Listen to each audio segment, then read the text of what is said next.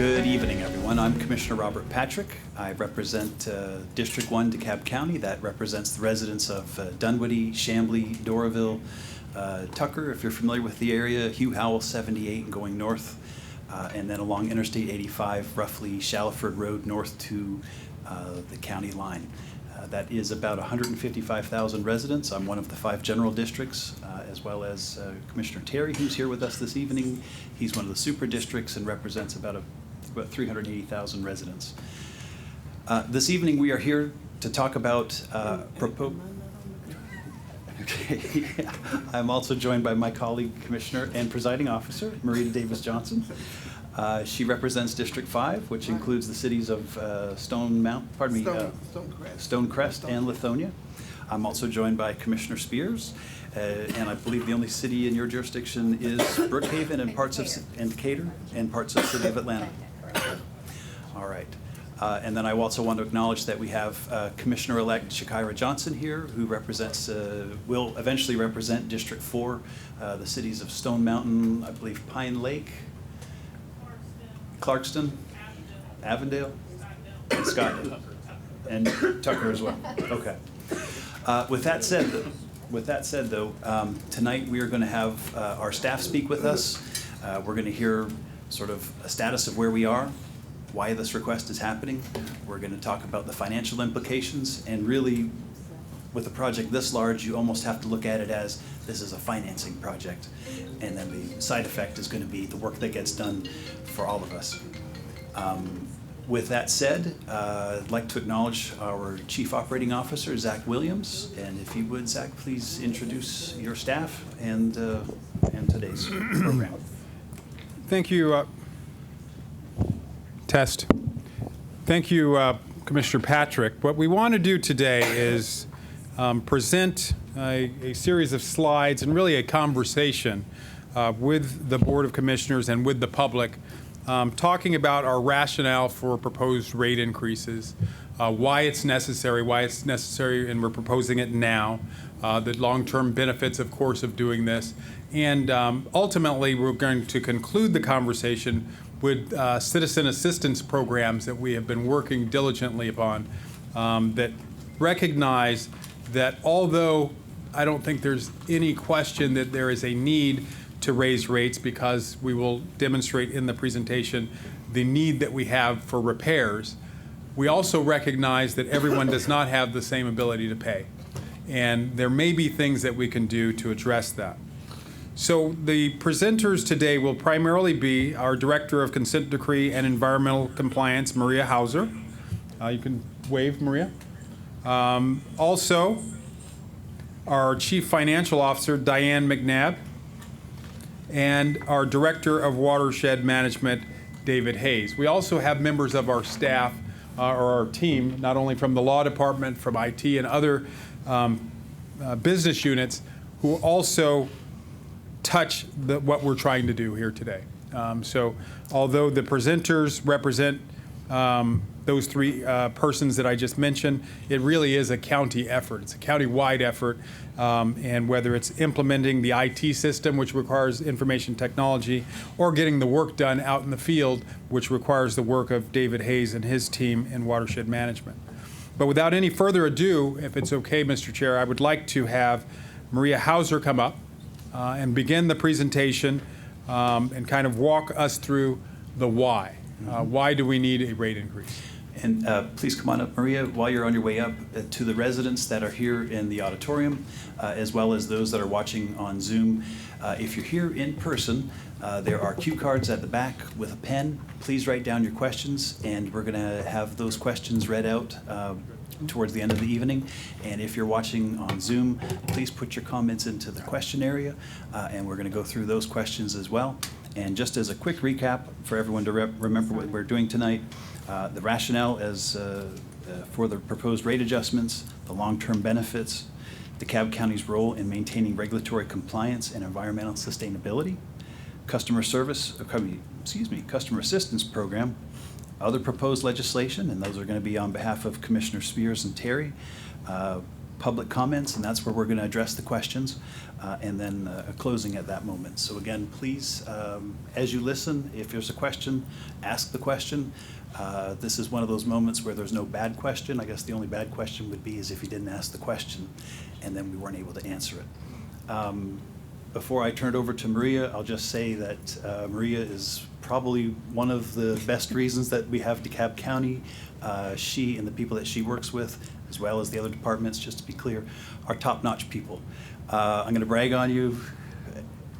Engineering degree, Yes. MBA, Yes. JD, Yes. black belt in Kung Fu, something Not like quite. that. But kidding aside, Maria is one of a host of members of the DeKalb County staff that are outstanding. And so with that, Maria, please begin. Okay. Well, good evening, everyone. It's a pleasure to be here to share with the commissioner as well as the community about our water and sewer infrastructure. And as you can see by the title of the presentation, we are looking for a path forward unto success.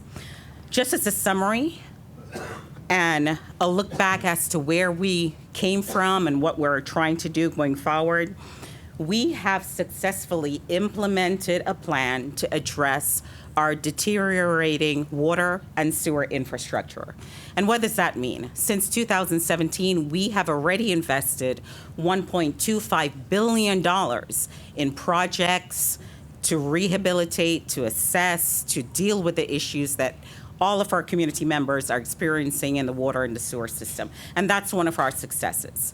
While we looked at that $1.25 billion of expenditures, it was really made up of a couple of items. So not just water and sewer rates, but we had grants, we had low interest loans, we actually had funding from SPLOS, from the ARP, federal funding, fees, and bonds. So that was really a holistic approach. In February of 2021, this date was significant because the Board of Commissioners approved CIP 2021. And that means the Capital Improvement Program, which entailed a list of projects for a 10-year horizon to address a lot of the water and sewer deficiencies in the system. That included significantly improvements to the Scott Candler water treatment plant. So we have a plan that's in place that was approved by the Board of Commissioners. In 2022, to help support that plan, the Board of Commissioners approved the very first rate increase in a decade. Since 2014, DeKalb County had not raised water and sewer rates. And that first rate was a 6% rate increase to help support the projects to correct the deficiencies in the water and sewer system. Not only did we have that rate increase, but our team members at the Department of Watershed Management that's led by Director Hayes, they worked on optimizing their processes. And that means they looked at reducing costs in the enterprise as well as optimizing or increasing revenues. And we'll talk a little bit more about that as we go along with the presentation. During that time, everybody was aware of the pandemic, and there are some ramifications from the pandemic that we are feeling in our families as we go to the grocery stores. We're noticing that has been inflation, and that has had a dramatic impact on the construction field. So where we stood at in February of 2021, inflation and the cost of actually accomplishing several of these projects look a bit different. So funding is available to a certain extent for the Scott Candler water treatment plant. And I keep on saying Scott Candler water treatment plant, and I will share with the community why that plant is so important going forward. But we need additional funding for water and sewer projects to go. So therefore, that is the rationale for us asking for a rate increase. So as I get into the presentation, we have had successes thus far. So we stand in a really good place as a community, as a government, with the investment, as I mentioned before, of $1.25 billion. And what does that translate to for everyone in the community? That means sites where we had sewer spills in parks, close to schools, near to neighborhoods, near to people's homes. We have already corrected 165 sites which spilled sewers continually every time it rained. We've also been able to address and fix 90 miles of water pipes. Even so, with that success, we still need to do more. I mentioned previously that the team under the leadership of Director Hayes has worked on decreasing expenses, and this is something that we've already done. Maria, if I may interrupt, Sure. for the residents that are here at the auditorium, if you look to the wall on my right-hand side at your left, you will see what's fine print over here is actually legible print over on that side, and that might be a bit easier to follow along, for clarity. Please continue. Sure. So some of the efforts in decreasing expenses, because we value every dollar we're able to get into the enterprise. The team worked on reducing water loss, which means reducing breaks, but also capturing where water may be going into, streams or down the road with us out noticing, and that has yielded $1 million in saving. Maximizing low-interest loans versus bond issuance, we've saved $79 million. Debt refunding, so this is like getting a lower interest rate on your home. We've saved $9.8 million. And eliminating negative arbitrage, which means that we only use dollars when we need it for a project as opposed to having debt that's accumulating interest that we'll have to pay back, $20 million. Increasing revenues, the team has worked on the commercial accounts audit, and that has captured $26 million collected thus far. Meter change-out program, so we've had a lot of our team members are sitting on the back row there that's been involved in rectifying the metering issues that we had back in 2016 and 2017, and that is now yielding us $2 million. Lifting the moratorium because we now have a robust billing system. We have accurate meters. We have been able to collect $23 million that was outstanding. Of course, we had the ARP, or the American Rescue Grant, of $20 million, and ERA utility assistance, that was $1.6 million. So therefore, just optimizing the revenues, reducing costs, we've been able to save $164 million from 2021 through 2024 since this board approved the capital improvement program. So that has helped delay the need for a rate increase. However, as I mentioned before, there has been inflationary pressures, and I'm going to show you what is considered in the Atlanta area. We have seen a 40% increase generally in construction costs. So when we go out to dig up the water pipes that are broken, that are in need of repair, to dig up sewer pipes, deal with lift stations, deal with issues at the plant, we are seeing a higher increase in costs. But what is really significant is ductile iron pipe is what we utilize on the water and sewer system. And those prices have gone up 80%, and that's really significant. So if you look on that chart there, the red is where the City of Atlanta construction costs are. And it dipped a little bit, but as you could see from September, it has gone back up. That green line, when we originally did CIP 2021 and we presented it to the board, we were assuming, the Department of Watershed Management, assuming a 2% increase in inflation, and that's just not what we're seeing. Additionally, for example, this year, we started this year thinking, the capital improvements that were needed at the Scott Candler Water Treatment Plant would only be $250 million. Now it's at $294 million. Part of that is we added a project, but then we had to refine and update costs to see what the recent construction estimates were. The other aspect we have to deal with, the recent hurricanes that came through Florida, North Carolina, Augusta, they're going to have an impact on our contracting abilities as well as supplies, because other jurisdictions, they essentially had their sewer systems wiped out, and we are going to be competing for the exact same supplies as we rebuild our system. They're also likewise rebuilding theirs. And Maria, just to follow up with your point right there, every jurisdiction in the country that is now focused in on water and sewer systems has to get the same type of pipe that we're using from the Right. same limited manufacturing capacity. Is that correct? That is correct. That is correct. So we are going to have to compete, and that, of course, drives up costs, extends lead time to get supplies in. Okay. I'm going to dive in a little bit on the technical side to demonstrate more of some of the gaps we are experiencing in our water and sewer infrastructure. For those of you all who were here early on the screens, you actually had the opportunity to see some of the failures in our systems and the impact of that. So I'm not sure if community members, if you saw on the screens previously before we started, but we had pictures up there. Before you get started, Sure. just a reminder to the residents that are here, as well as those at home, if you're here, please fill out your questions on the question cards. Totally fine to put one question per card. We're green, but we're not worried about wasting the paper. This is important.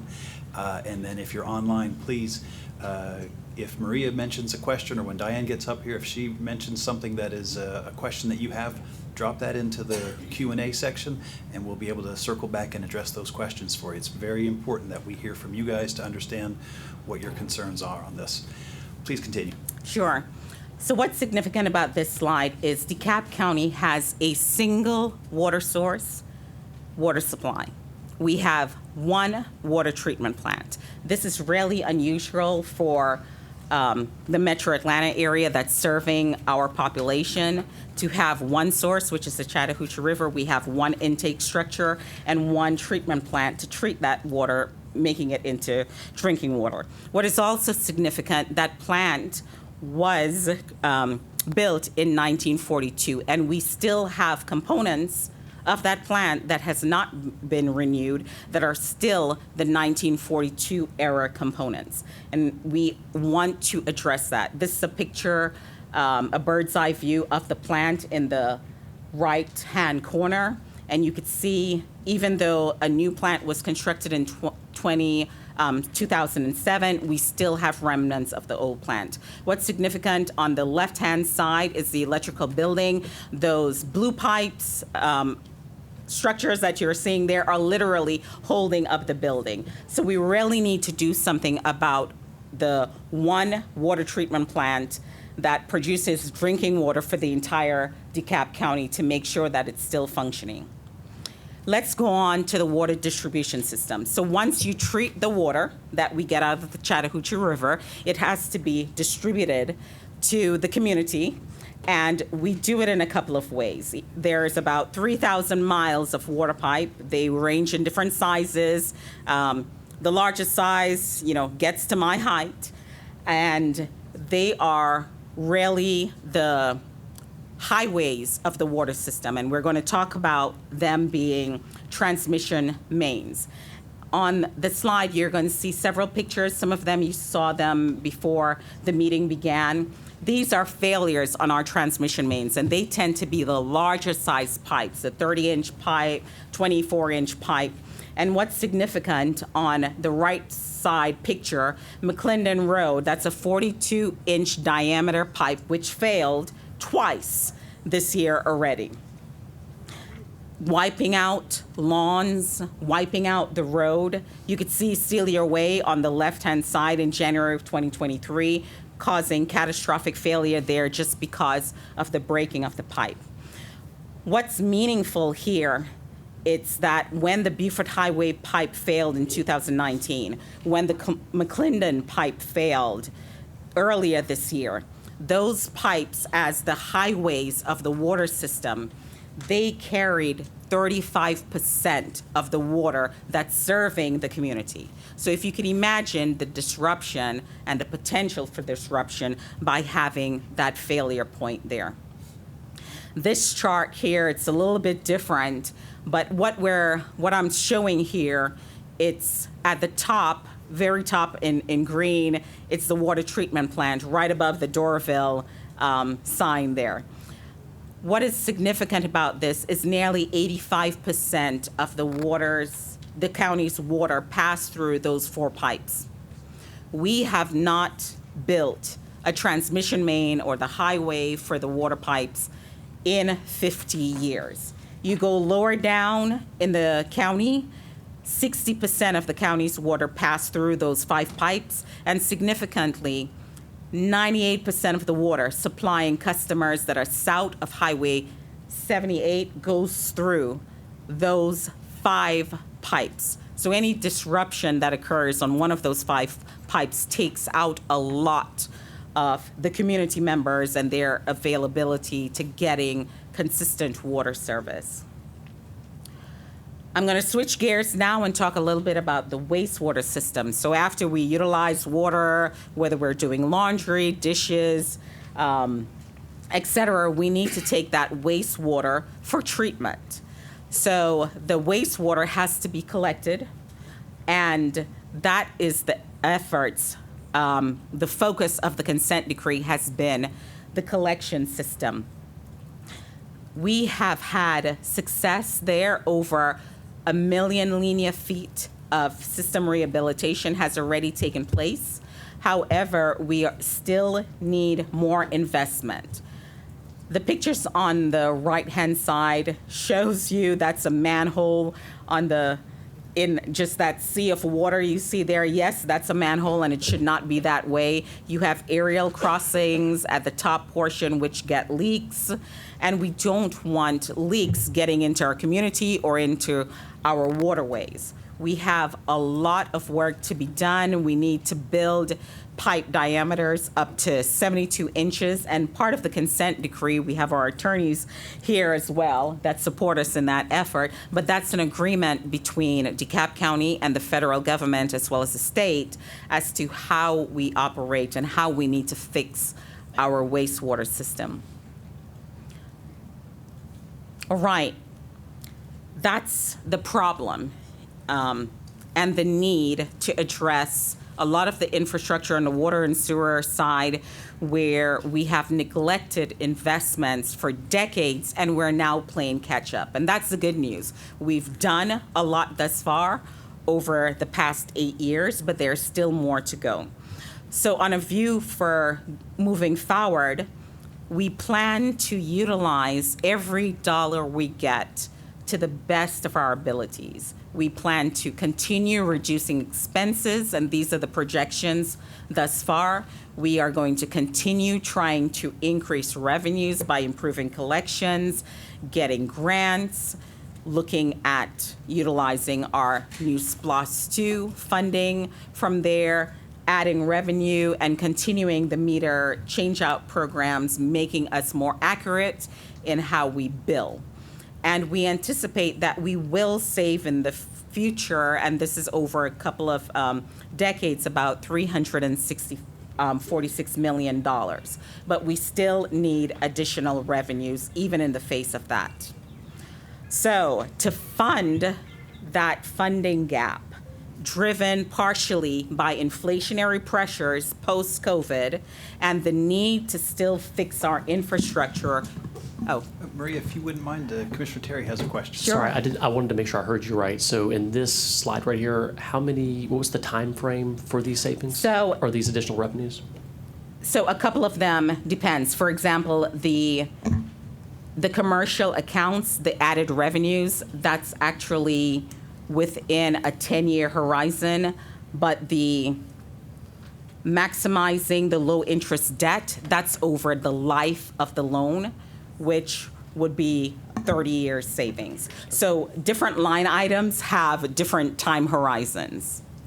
Does that help? And the improved collections, is that 10 years also? I can't remember. Do you remember we have our financial specialist that runs the models that have the different time frames. That's probably a 10-year Okay, thank you. basis as well. Okay. So if we look at everything, we are asking for rate increases at this juncture because we have a need of a 4-month development, programming, testing period. This is what our IT expert, our director, Barry, who's over there, who's eating some mints, has indicated to us that we're going to need. It does take a 4-month period, so we're thinking March of 31st of 2025 and annually through 2027, adopting a 3-year schedule of rate increases. Part of the reason why it needs to be a 3-year bit, and our Chief Financial Officer, Diane McNabb, is going to explain a bit more, it's due to parity constraints. At this juncture, Maria, go ahead. in plain English, what is a parity constraint? So we have bondholders that are already holding debt for DeKalb County, and they need to be protected. In other words, we can't continue borrowing without demonstrating how we're not only going to pay our current bondholders, but also future bondholders. So essentially, it's protecting our bondholders that are already in existence. Gotcha. Okay. So we are actually restricted from borrowing until we could cover that with parity. Our financial modeler, we get up-to-date information, and today he informed us that a rate increase, a vote for a rate increase this year, we will start the bond issuance process with the aim of getting around $200 million if our CFO and our financial our FA could make that happen. If it rolls into next year, 2025, it decreases from $200 million to $100 million because it adds in an additional year of parity testing beyond the time horizon. And when you run that, it actually cuts it to $100 million. So you literally just said that if we're able to act this year, we have the potential for up to $200 million of loan access to pay for these projects that need to happen. If we're not able to get it in by the end of this year, then our ability to draw down loans is cut in half. It is, or the rate increase will need to be a bit more to cover the additional year that has to be taken into consideration. I think it's an 8-year horizon that they look at for parity. And every year adds additional expenses or additional capital improvement programs, and that's why it has an impact. The other impact is we're at March 31st right now, so every month we lose a couple $1 million in bonding. So it's really not $200 million anymore. I know that's what the agenda item says. I think right now, his email to me said we've already gotten less than $6 million. We've already lost $6 million out of that. Basically, thus time far. is ticking is Time, what right. he's letting us know. So Before we go any further, Commissioner Terry, I see you had a... Yeah, just to clarify that point, so is a year 12 months or is a year 2024, 2025? It's the actual I think it's year? the actual year. Fiscal year. It's the fiscal year. Okay, and that, so it doesn't matter about how, it's not 12 months, it's acting this year. Is that sort of Exactly. like a credit reporting kind of thing? Yeah, and I think our CFO is going to talk to us also about stale financials as well, because that comes into the bonding capabilities as well. Okay. Well, Maria, So- thank you for your component. I know Diane's on the way up. Yep. Now, I know Diane has a black belt in finance, and so she's very, very knowledgeable. Again, just a reminder, to the residents that are here, please fill out your questions on the cue cards. We will ask, or any questions asked, we are going to answer them. And to the residents that are online, again, please go to the Zoom, type in your questions, and then as we go through the presentation, we're going to get to those questions and have you as informed as we are as county commissioners on the current state of the system as well as the finances that support the system. With that said, Diane, please go ahead. Thank you, Commissioner, and good evening. I'm here to talk about the money stuff, and just to also readdress the parity issue.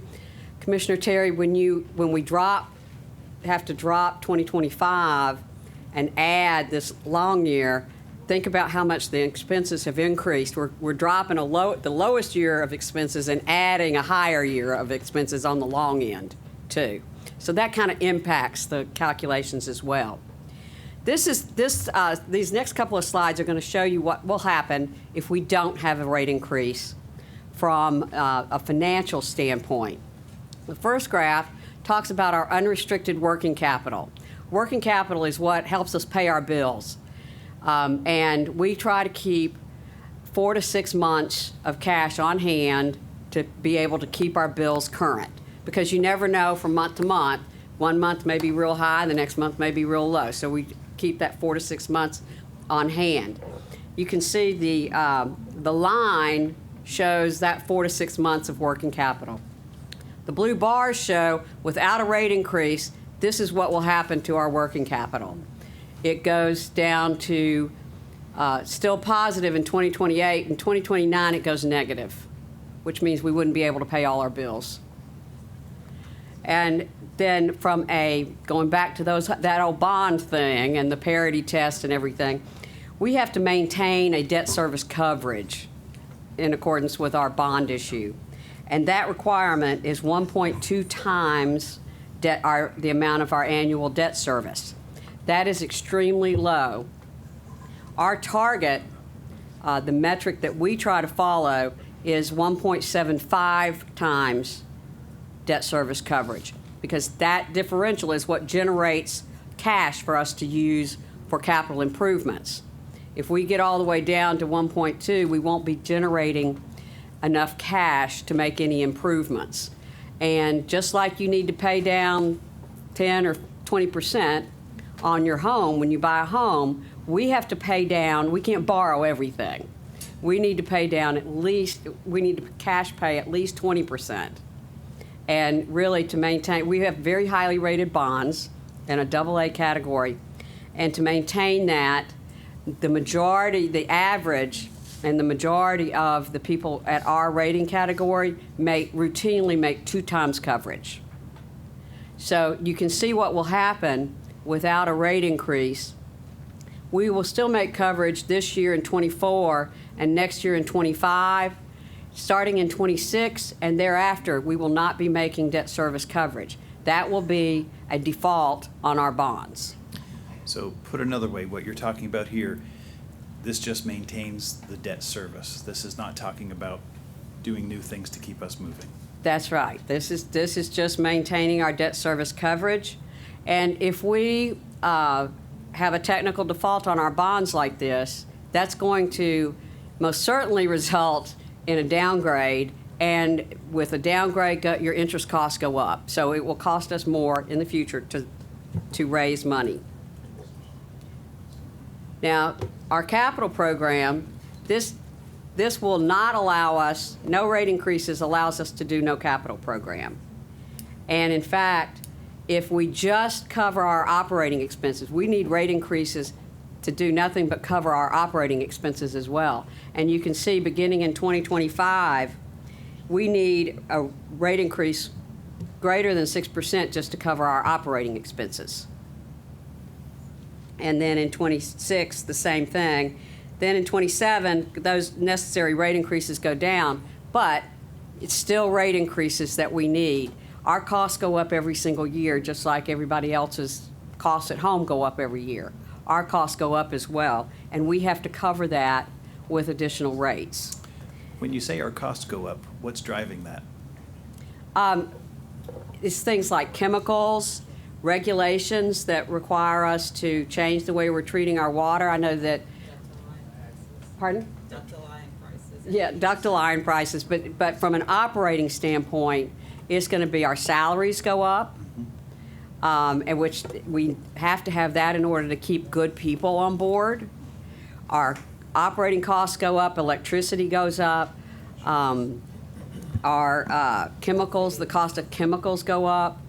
And the chemicals are used for making sure the water is clean to drink. Exactly. We have to make sure, we have to use those chemicals. And we've even, I know that they've tried programs to use alternative treatment methods to reduce those costs.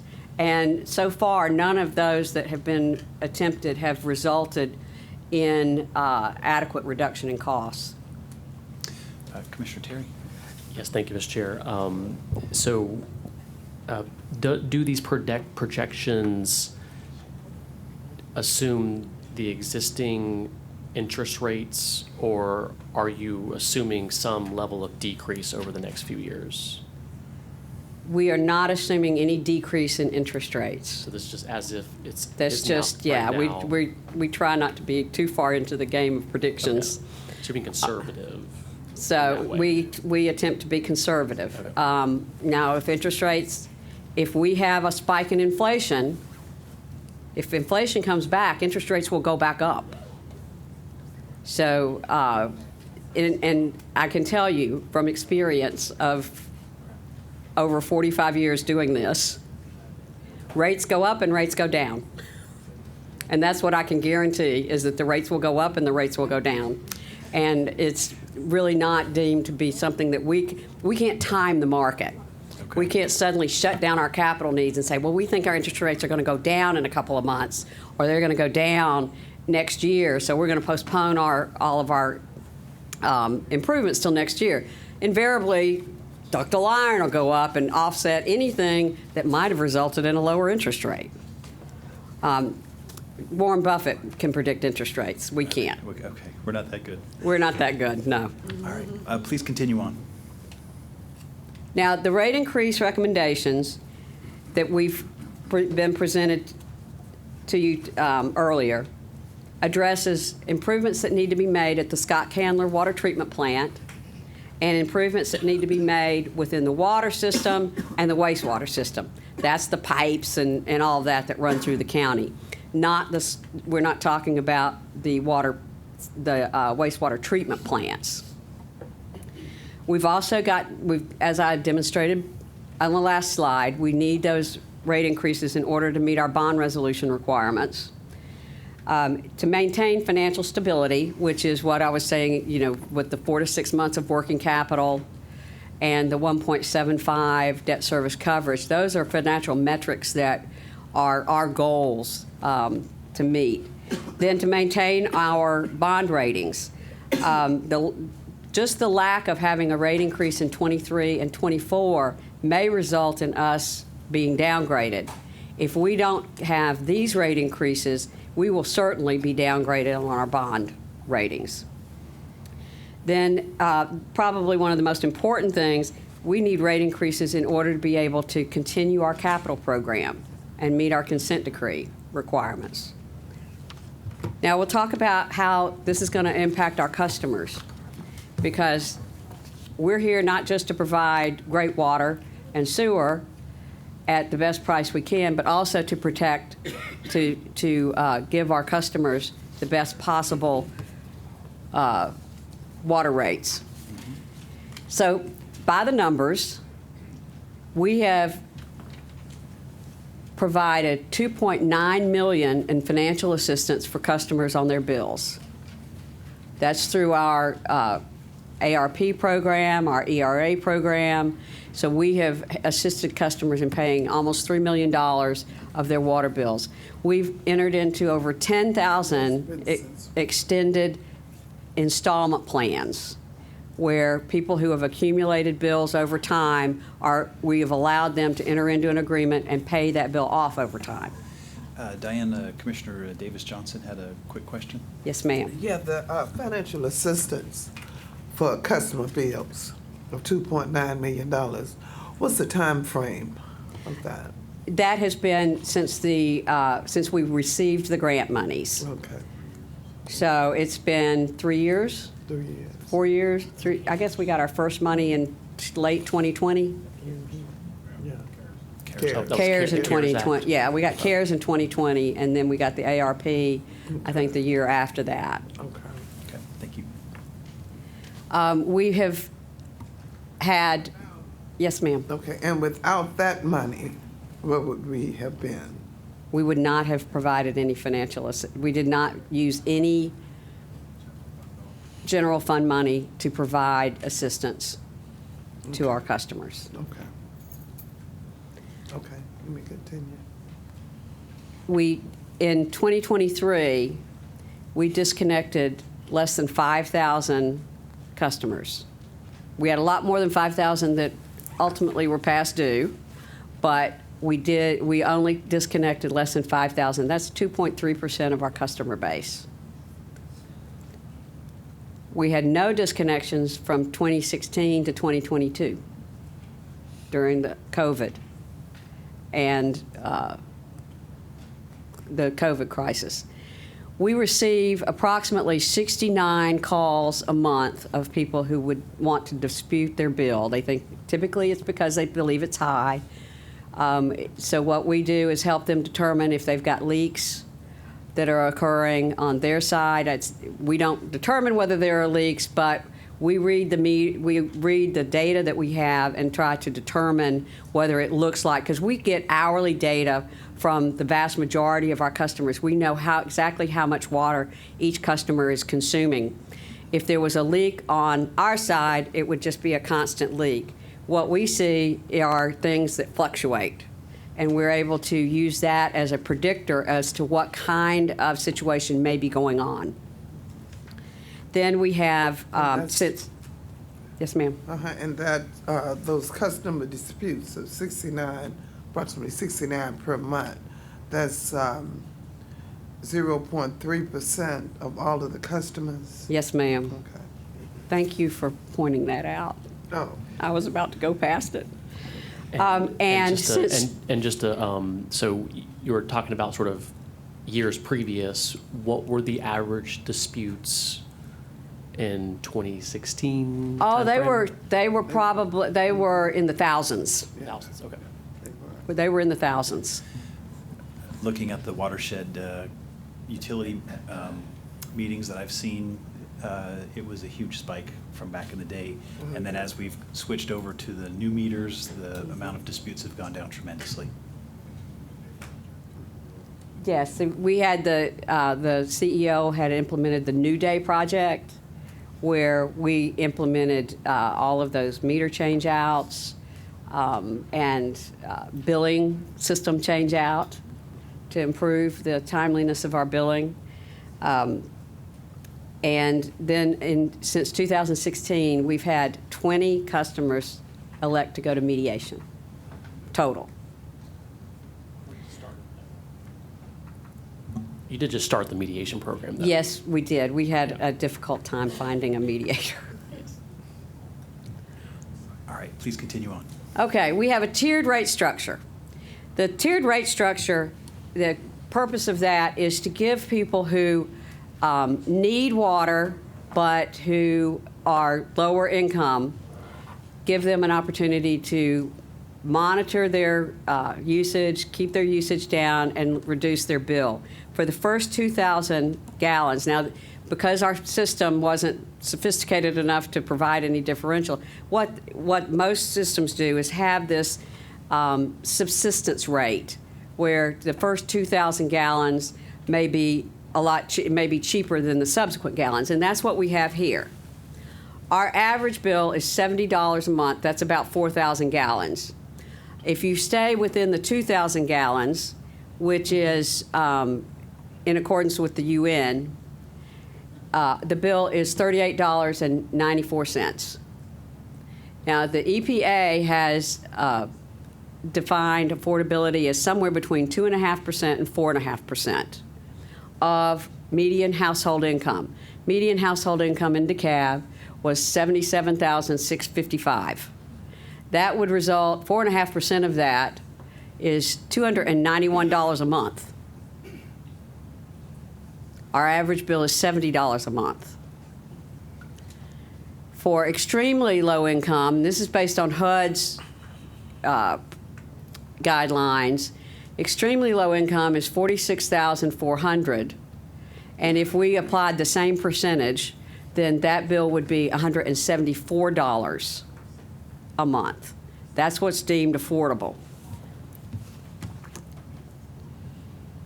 Now, our actual rates, what our rates will be in 2027. Sorry, can you Diane? go back to the next slide, or the last slide, please? Uh-huh. And so when we talk about median household income, is that for one person, 4 people? What's the family size there? I'm going to say that they didn't give me family size on the census. Okay. This is median income per the census records. Okay. But that's medium household income. So Yes, that ma'am. means the income for that household. Mm-hmm. Okay. For the whole household. Yeah, for the whole household. But just like now the extremely low income rate is for 4 people.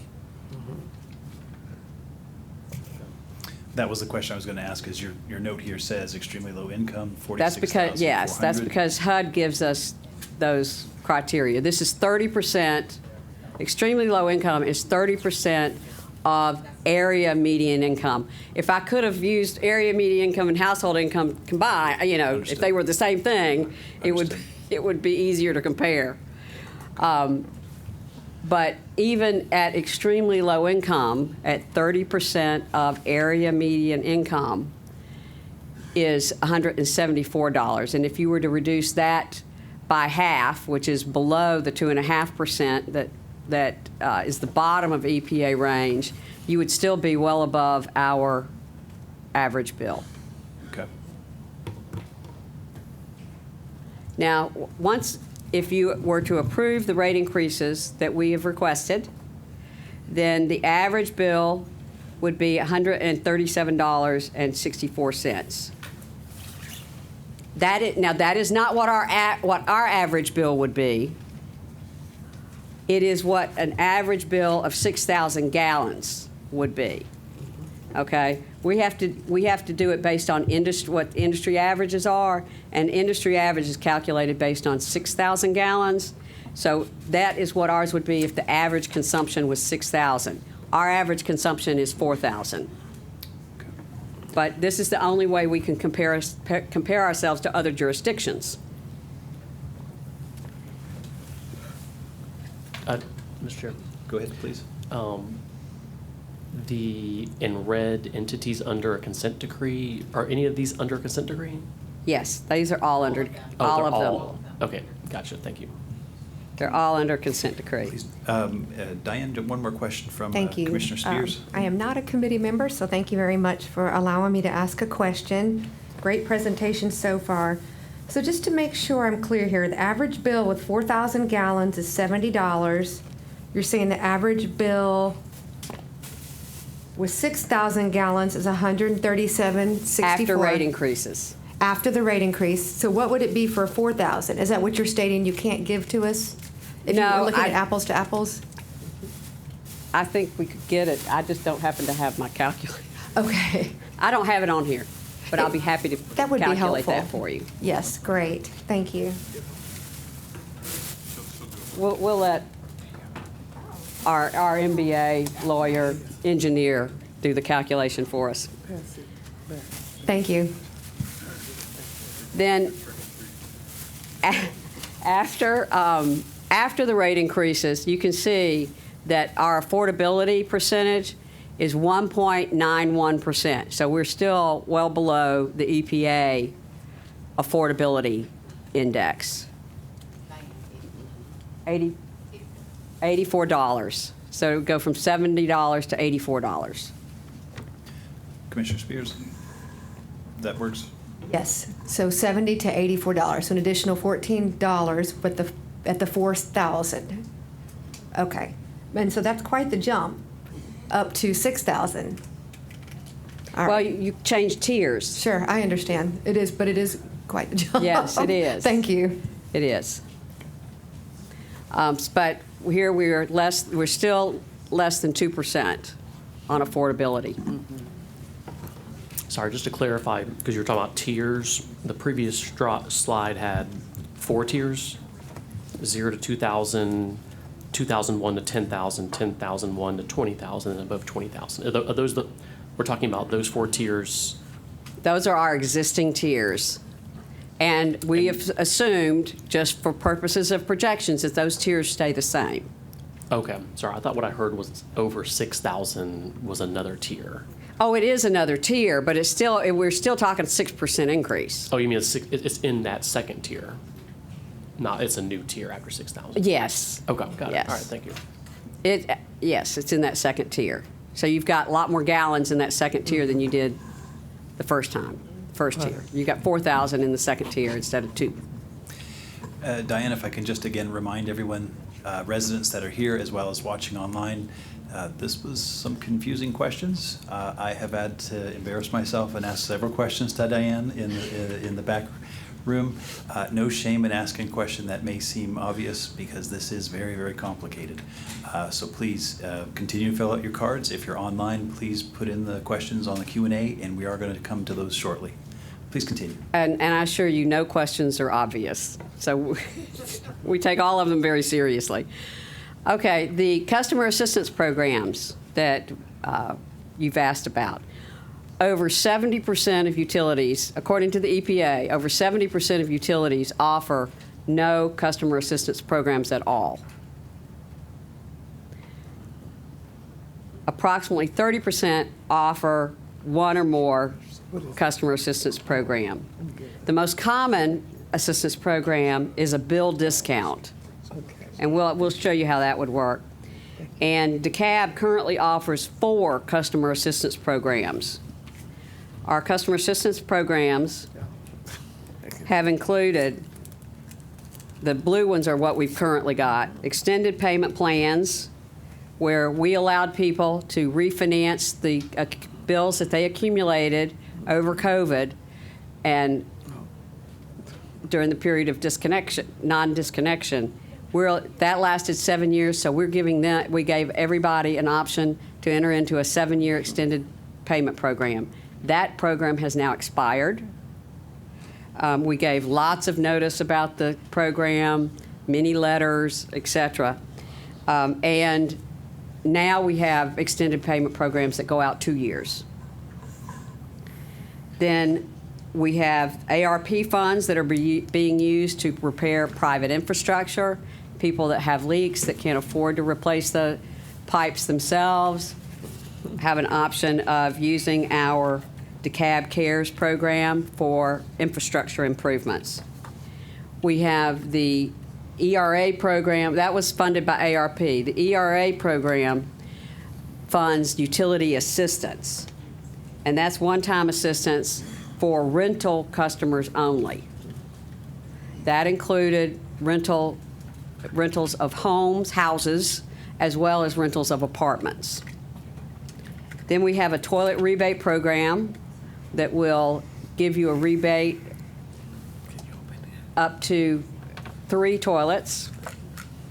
And then we have one-time deferral of bills without fees.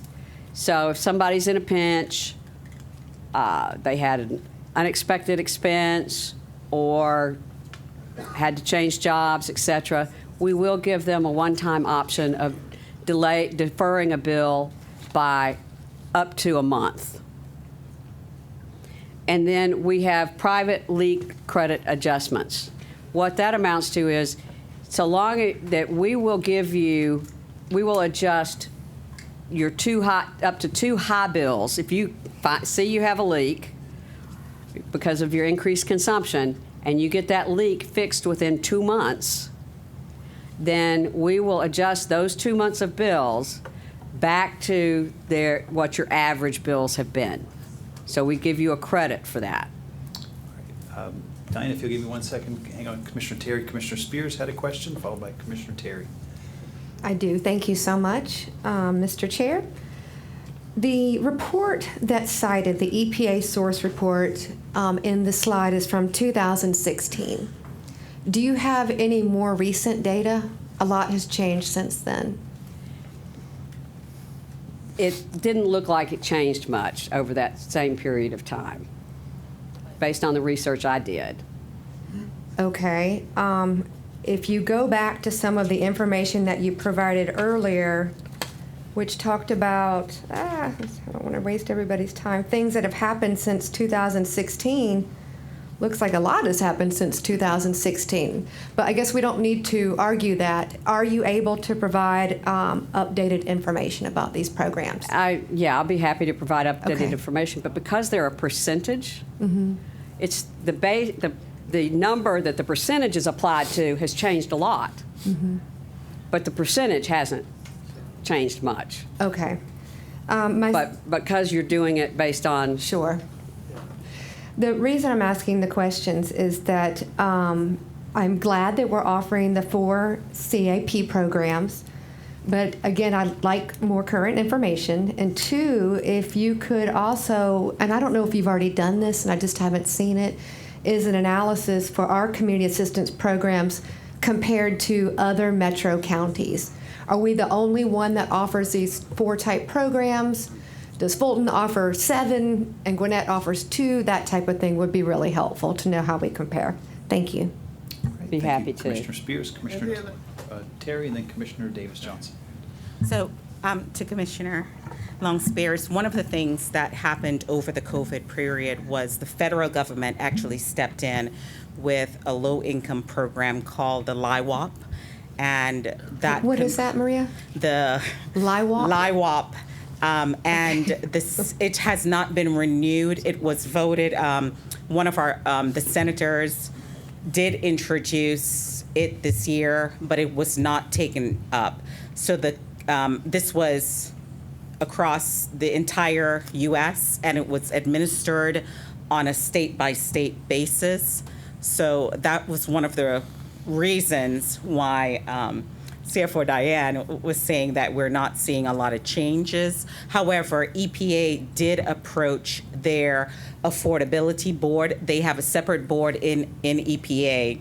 In April of this year, they asked their board to look at other affordability programs, and the board has not gotten back to EPA as yet. So we're kind of keeping our eyes open as to what other programs are there, as well as we're watching the federal government. We don't know what's going to happen now since we're changing administrations, but it was never picked up because the intent was to continue a federal low income affordability program. Do you anticipate the EPA ruling on that or making any decisions by the end of the year?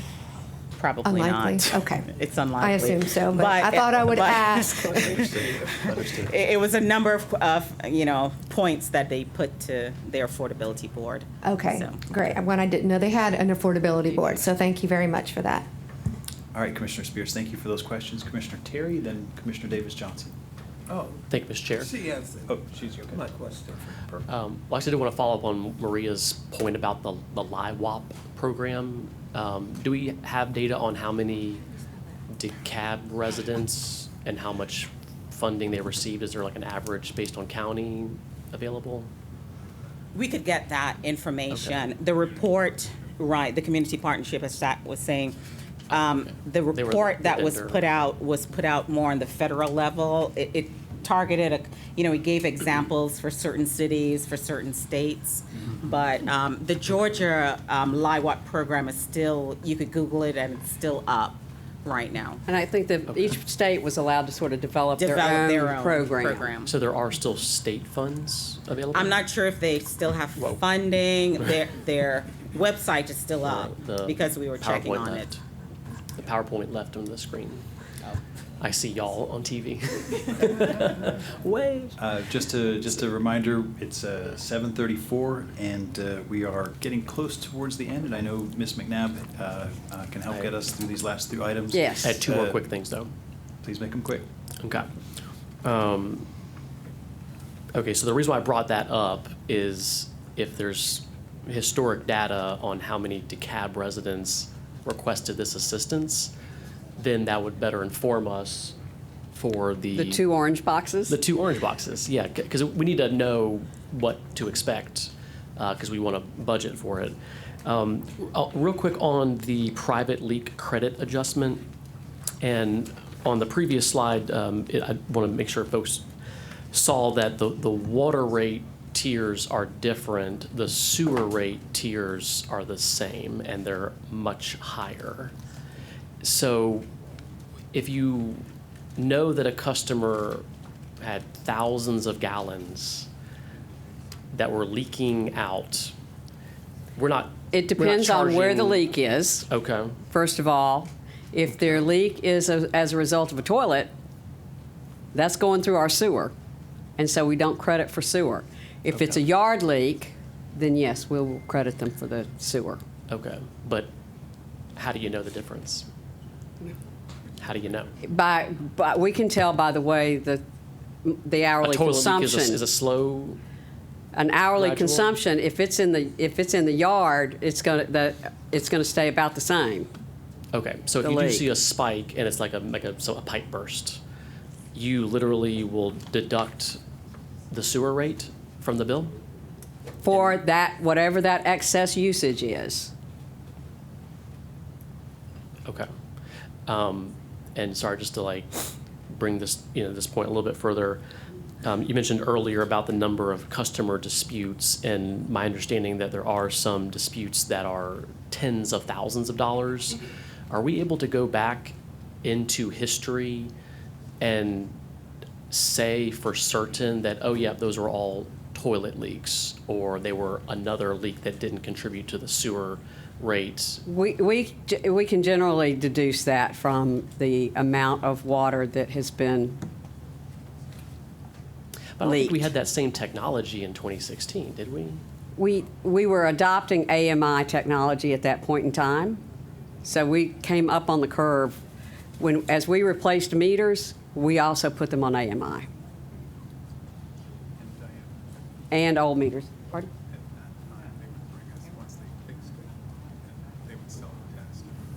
Yes, they also have to bring us their bills, their repair bills. We have to see the repair bill. Right, well, what I'm And getting so at the plumber is- says on the repair bill what the leak was. Okay, so then you would literally, okay, but folks who have $10,000, $20,000, $30,000 bills, I know it's not that many, but there are some out there. Those are that have- typically in the yard. That's a yard leak or under the foundation kind of leak Okay, are the really high ones. so if there's a $30,000 bill, we've already deducted 3/4 of it? And that's the leftover water bill? It's the excess portion. So yes, we Oh, the had excess is gonna be one thousands. $80,000 bill that was just adjusted down to 8. 80,000 down to 8,000? That's right. Because you can determine that 70, By the time 2,000 of it was- we credited the sewer, they had a significant reduction. But yeah, we deduct the late fees as well. Okay. But when you allow your leak to go on for months, you don't get it all credited. okay, but just to be clear though, Okay. if someone didn't know they had a leak, we didn't tell them back then, right? We don't tell them now. Well, they have a wait a leak. second, we can If I- tell Commissioner Terry, in real time the water Commissioner coming through Terry, someone's respectfully, water meter. wanna- It comes on their We bill. do know now. It comes out on their bill. Diane McNabb, Yes, sir. thank you. Commissioner Terry, please. Commissioner Spears is going to be leaving our meeting because she has another engagement, and I'd like her to ask a question or make her statement. Thank you very much. I do apologize, but I have a presentation that was scheduled with the Leafmore Civic Association. They put me last on their agenda at 8 p.m., so I have to get out of here in a couple minutes. The next segment of the presentation tonight is a discussion about 2 proposed legislative items. One of those items was introduced by my office, the resolution supporting policy changes to protect seniors, disabled individuals, and low-income residents against upcoming water rate increases. The purpose of this resolution was to assure that there is alignment between the rate increase, the proposed rate increase, and policy objectives. This is still working its way through the legislative process. We did hear you. We received almost 1,000 emails from constituents concerned and wanting to learn a little bit more about the rate increase. But very briefly, what we're trying to address, our goals, our policy goals, are ensuring rates are affordable to taxpayers. And I know that you guys will talk, we have talked about that, as Ms. McNabb has pointed out. We do have programs set up. Providing utility services affordable to qualified low-income residents who cannot afford prevailing rates. Third, ensuring that component rates for both water and sewer are set to avoid cross-subsidy from one utility to another. And lastly, ensuring that consumers pay only for the services they use. So we will continue these conversations in PWI next week, correct? Next Tuesday. Thank you very much, Commissioner Patrick. 1, for hosting this town hall, and 2, for allowing me to jump before the conclusion of this current presentation. Thank you. Thank you, Commissioner Spears, for your attendance, and we will confirm that date just to be the next PWI. With that said, Ms. McNabb, I know we're getting close to the 8 o'clock hour, and I still want to have an opportunity to get through the rest of your slide deck as well as answer our residents' questions. So, I think the rest will go much quicker. okay, perfect. We've got 2 assistance programs that we have proposed. One is a customer discount program, which you would be annually funding as to what amount of funds you would like to give towards a discount program. We can't predict, because of what we're thinking about as far as making it income-based, we can't predict very easily what those programs will cost us, because we don't have the income of the individual households. So it's difficult to calculate what those discounts are. And then, but that is one of the ones that you've been interested in. So it would be discounts for income-eligible residential customers. And then also by allowing folks to either to contribute a dollar amount to a fund that would be used exclusively for providing assistance, utility bill assistance to customers, as the second program. That's a Diane, great idea. Just one second. We've got our screens back up here. Thank you. I had a question.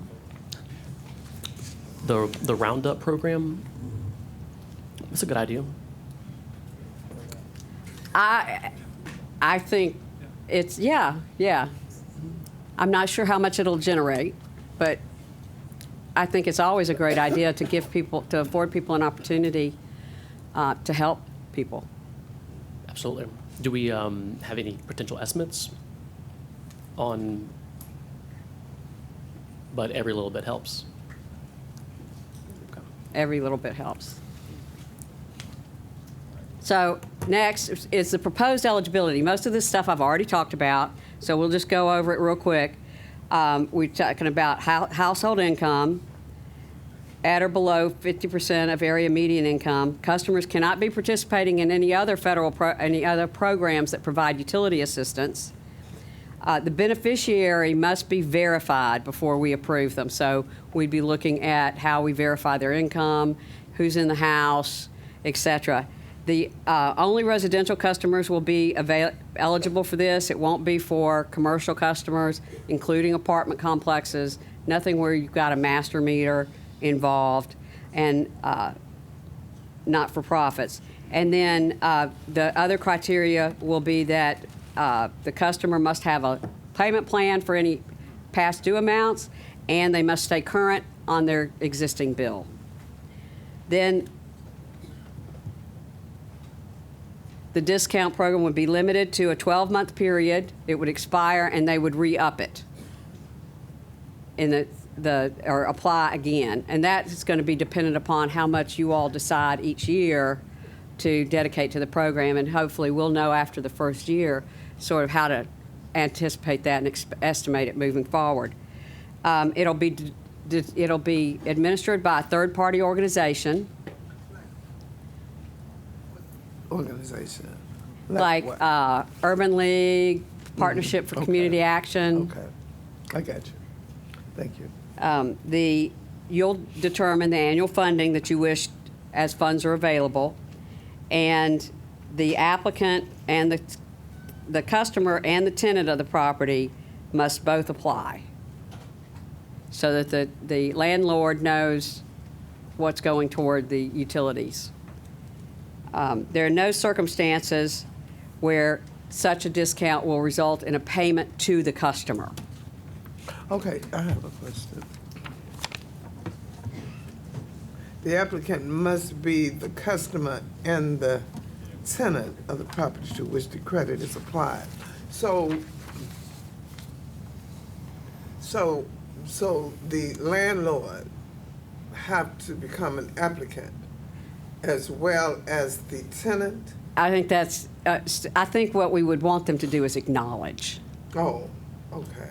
I don't think we asked them to fill out a whole application and because everything. I think we'd be it's talking the about more like an applicant and the- acknowledgement. Yeah. Okay. All right, let's continue on. Then the last slide, this is just a schedule that shows you different discount levels. They're just examples.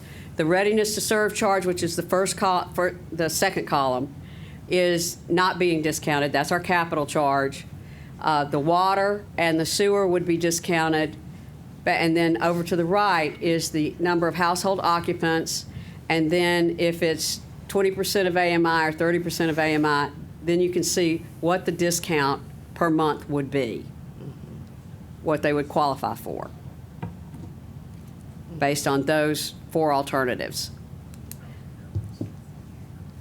All right. Yeah, that's per 1,000 gallons. No, Okay. no. Based on 1,000 per person. It's yes, that's, okay, that's what I thought. It's based on $1,000 1,000 gallons per person. That's why it doubles, like when you go from 1 occupant to 2 occupants, the credit doubles. Because we're going to discount 2,000 gallons instead of 1,000 gallons. So that's the way that works. All right, well, I want to say thank you for the presentation to this point. Commissioner Spears had sort of laid out her concerns or her legislation. Commissioner Terry, if you'd like a moment to lay out yours, and be mindful, we also want to have plenty of time for questions, and we're almost at the 8 o'clock hour. I'm happy to go past 8 o'clock if we're, I'm fine with that. Okay. I just also want to be respectful of people's times and patience. okay.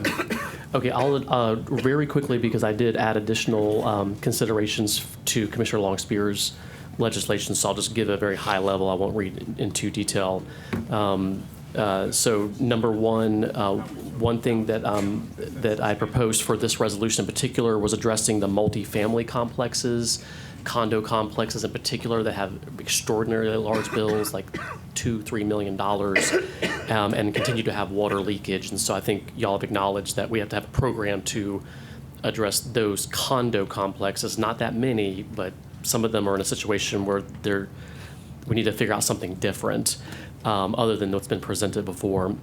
I do want to encourage the Board of Commissioners, this is probably more for the next round of commissioners, to establish a special working group under our rules. Committees can create working groups that bring together key stakeholders, experts, other individuals from different departments to focus primarily on communication as well as performance and operational efficiencies. I want to encourage us as well to develop a stronger policy within the central staff, so creating an actual policy analyst position that is interested and focused primarily on water, sewer, PWI type issues, but certainly water and sewer issues. I'll get a little bit into the maximizing efficiencies section. And then finally, I do want us to consider the impact fees that are paid for new connections, or I guess maybe sometimes there might be an existing connection that gets upgraded with additional capacity. I do believe that when we've heard, not in this room, but the other Maloof Auditorium at public comment, of small business owners finding some of the impact fees to be onerous, at least as an upfront cost. My legislation also, item 1405, is focused on operational efficiencies, and so it is requesting an operational audit of the DeKalb County watershed. And just very briefly, Mr. Chair, unlike a financial audit, an operational audit is focusing primarily on achieving performance and efficiencies. And so there's sort of 4 main points here: evaluate efficiency and effectiveness to determine that the objectives and the programs are meeting their desired outcomes. I think y'all outlined that you already kind of have a grasp of that. However, in addition to that, assess assess internal controls, and this is just simply ensuring that projects and activities are properly managed.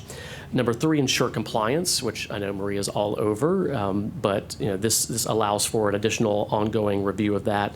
But probably most specifically, providing recommendations to enhance performance, reduce waste, and improve operational process. And so the bottom line is that operational audits help government entities, our watershed department in this situation, increase accountability, transparency, improve management practices, and ensure the public funds are used responsibly to benefit our ratepayers. Thank you. All right, Commissioner Terry, thank you very much. Commissioner Davis Johnson, any follow-up? before Yeah, we just move into- a short follow-up. I'd like to, first of all, commend you all for an excellent presentation. I think that you clarified a lot of things to me, and I know that you have brought in experts, and I do believe the director know what an operational audit is. Is that correct? Oh, it wasn't for you? Okay, because I was going to say I pretty much know that he knows what operational audit is. But I think that you all have done a fine job. I can look at the consent decree and other improvements that we made in water, because I was here in 2015. So maybe Commissioner Terry would have appreciated it more if he was here to see exactly what was going on. And so y'all have made milestones. And All right, guys. yeah, you all have made milestones, and I just want to commend you on your efforts. And I do appreciate the expertise that you all have in what you do. So that's what I wanted to say. All right, well, thank you, Commissioners, for your input. Much appreciated. Next, we're going to move on to the Q&A session, and I see that Aon is collecting the handwritten cards. We're going to start with some of the handwritten cards and then move into the online questions. There are several questions that have been submitted. We're going to go through these, hopefully eliminating the duplications, and then get started. Who's reading them? Okay. He's reading. Tara's going to read those questions in. Okay. Tara, what's our first question? Tell them who Terry is, everybody. Can you hear me? We can hear you. So this is a question from a resident here in the audience. How much money has been spent year-to-date on consent decree, and what is the maximum capacity of wastewater treatment plant? So that's a combination of, I guess, Director Hayes and Maria.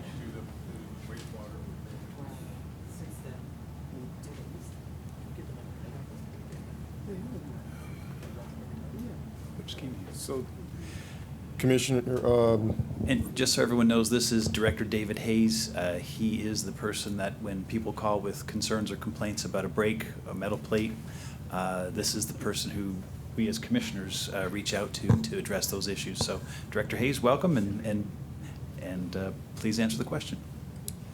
thank you, Commissioner. The second part of the question, the treatment capacity for DeKalb County. We have 2 wastewater treatment facilities, Snapfinger wastewater facility and the Pole Bridge wastewater facility. Pole Bridge, their maximum capacity is 20 million gallons of treatment per day. And currently, the Snapfinger facility is 36 million gallons of treatment per day. However, we are very near completing a new Snapfinger plant, and that new capacity is going to be 44 million gallons of wastewater per day. We also send 33 to 36 million gallons of wastewater per day to the city of Atlanta, where they treat at their RM Clayton facility. Okay. I should add, as Maria and Diane are Kung Fu experts, David is a Marine, and so he's just a solid dude, and he is here to help us. Tara, if you wouldn't mind, what's our next question? The first part of the Oh, question. the first, I'm sorry, the second So part. we have a team of experts back there, our consultants, as well as our engineering team, and Tavares, our spill expert. So this year, we've spent between 80 million and 100 million on the consent decree. However, since the consent decree has started, we've spent almost $1 billion on the consent decree since 2011. So that's a lot of investment on our wastewater system. Okay. All right, what's the next question, Tara? Next question. How are you planning to protect elderly residents and children and lower income residents from having their water shut off?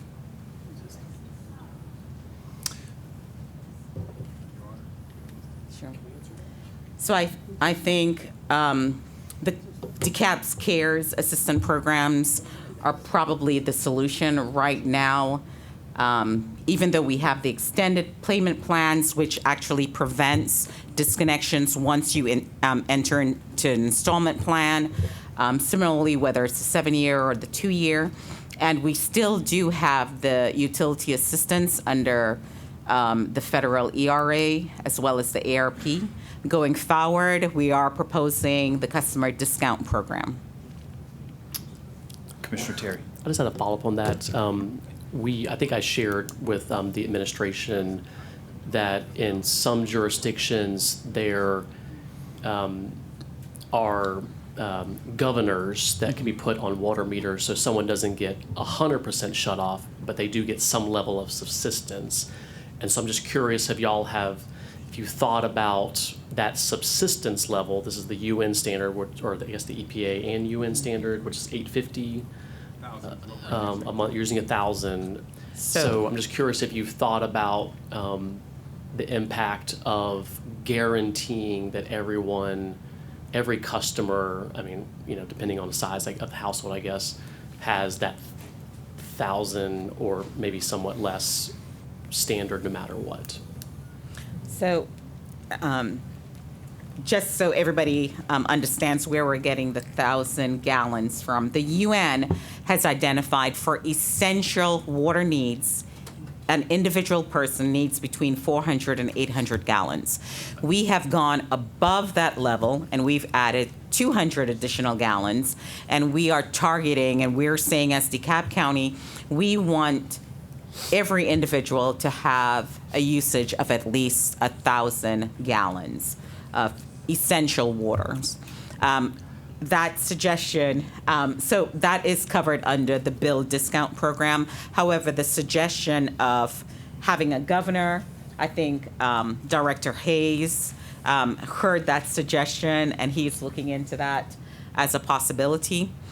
Right now, we are bringing forward the discount program, and of course, the other program where if you're having a bad month, we're hoping that the one-time customer assistance fund, where other customers are contributing, whether you round up the bill or you donate $1 or $2, that would help families that may not meet the criteria of the discount program, but you never know. A middle-class family may run into an issue, and we're hoping that one-time customer assistance fund would help.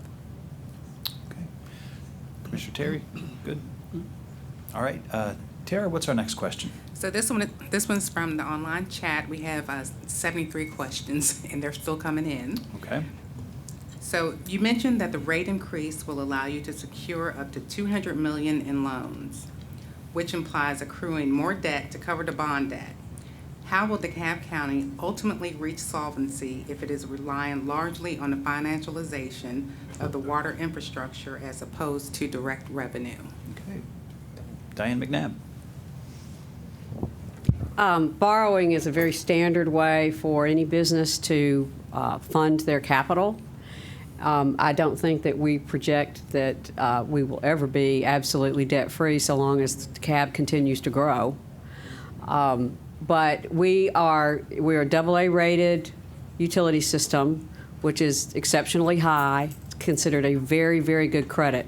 So I think that we can deduce from that our debt levels at this point in time now are not so high as to make us financially at risk. Okay. Next question. It's another question from online. What other options are under review or on the table for raising funds for the CIP besides a 6% increase? So as we see here in 1B, Previously, we've utilized grants, which we would not have to pay back, low-interest loans, so that's cheaper than issuing bonds, SPLOST funding, and the Board of Commissioners have already dedicated $30 million to water, sewer, and stormwater, and that is the source that we expect. We have requested federal and state support for our CIP program, and we do have water and sewer tap fees in addition to the rate increase. We do plan to apply for WIFIA 2, which is a federal fund for low-interest loans, and the Georgia GFA loan as well. All right. Next question, Tara. Next question. How will financial assistance be provided when CARES and ARP dollars cease? I'm not going to try to go to the right slide. It may take me too long. But we were planning to use an appropriation from, to the extent that the BOC sees fit, to appropriate funds from the general fund, and then from a voluntary program where customers will contribute funds to help somebody else pay their bill. Please go ahead. Commissioner Davis Johnson. Diane. Yeah. Tara. Yeah, I have a question. Are some of these questions duplicate? Yeah, we've gone through some of them. Oh, okay. Yeah. That's what I was wondering. Okay, thank you. All right. What is our next question? Next question. Why does it take DeKalb County Water so long to turn water off because of non-payment?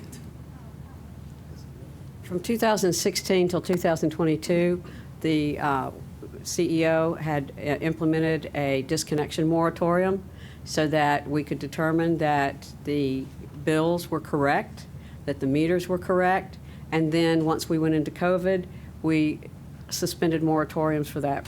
We suspended disconnections for that reason. All right. Before the next question, I just want to acknowledge to the residents that are here in the audience, thank you for sticking with us. I know some people are leaving, it is getting later, but if you stay with us, you'll definitely have your questions answered. And this will also be available online to pull down if you want to go home and don't want to hang out with us. Same for the residents that are watching by Zoom. Tara, what's our next question? Okay, and this was from online. What is the relationship between the cost of the water spills and the water rates being charged to residents? The water spills. What's the relationship between the spills? Are you talking? There really isn't a correlation. I think what the question deals with is when the pipes break and water, okay. So is there a relationship between all of those spills and the rates that you So come up with? one thing we do have to address is because there was a disinvestment or a lack of investment in the water and sewer infrastructure for decades, that has resulted in pipe breaks that are above average. So for example, Director Hayes and his team, they may have to respond to 3 breaks a day. Because of that, we obviously have to replace the pipe under the capital program. So as far as there is a need to provide continued service and improved service to our citizenry, hence the need for the rate increase. So we could improve that service of providing drinkable water consistently. Maria, and just to, oh, good, Director Hayes. Thank you. So another part of that, when we have, as Maria said, we have about an average of about 3 breaks per day. That's yielding somewhere around 900 breaks per year on our water system. The correlation between that and the water bill, there's no correlation there. We do consider that non-revenue when the water does not get sent through a meter. The cost of those repairs, we have 2 avenues. We have a team of crews that go out to do repairs, and depending on the size of the water main break, 8-inch water main break could cost somewhere around $10,000 to $15,000. But when you look at one of those large breaks that was like the one McClendon or one that you've seen on Sealy that was shown on the slideshow, a large transitional break can cost us from $700,000 to a couple of $1 million, depending on the volume of the size of the break and the location of the break. Commissioner Terry? Just to clarify that, so you do have an estimate of non-revenue water loss. So, and I think what they're also maybe also asking is if you use electricity to pump water, use chemicals to treat water, and then it goes into the ground, no one's paying for that except it was already paid for in the electricity bill and the chemicals used to treat it. So that is a cost to us Yes. that isn't being delivered fully. That, our rate structure has to cover all of our costs. We Right. don't have, I mean, except for the miscellaneous revenues that we've spoken about tonight, our system revenues have to cover all of our operating costs. So to the extent there are breaks, as there are in any system, that goes into our operating costs Right. and has to be covered by our rate structure. Right, and so I think just to clarify, so you said 900 breaks a year? Correct. Okay, so is there an estimate of that how much is that non-revenue water worth that is part of the rate structure because we've had to at least pump it and treat it? Do you have an estimate of that? I thought that's what they were asking. We could look and see if we can calculate that. I can share with you that currently we're producing just at about 70 million gallons of drinking water per day that we send out to the ratepayers. With that, I don't have the calculation with me now, but we can see from the 70 million gallons that we send out, and we can do the calculation of what we bill for and try to come up with an estimate of what that water loss is. Okay. All right. Tara, what's our next question? This one is a two-parter. Are condos and HOAs going to be required to have individual meters? And the other part of that is, why doesn't the toilet rebate program cover condos and townhouses? The toilet rebate does cover any homeowner who shows that they've upgraded their toilet. All they have to do is submit their receipt and complete the form, and we will reimburse for up to 3 toilets per address or resident. But is it the landlord that has to make the improvement, not the tenant? It has to be the landlord. The owner of the property has to submit the paperwork. And then the first question was again? Single meters, yes, single meters. Going forward, new construction, we are requiring single meters on multifamily units. Historically, it was practice to allow a master meter to meter an apartment complex or a townhome community. What that yields for us is it's not fair because everyone's sharing water rates. One person uses more water than another, and it doesn't allow us to properly hold accountable one person for a water leak, and we're trying not to shut off water to a complete community with one master meter. Commissioner Terry? And just on that point, so I know that that water meter cost per unit is part of the overall cost of housing, to build new housing.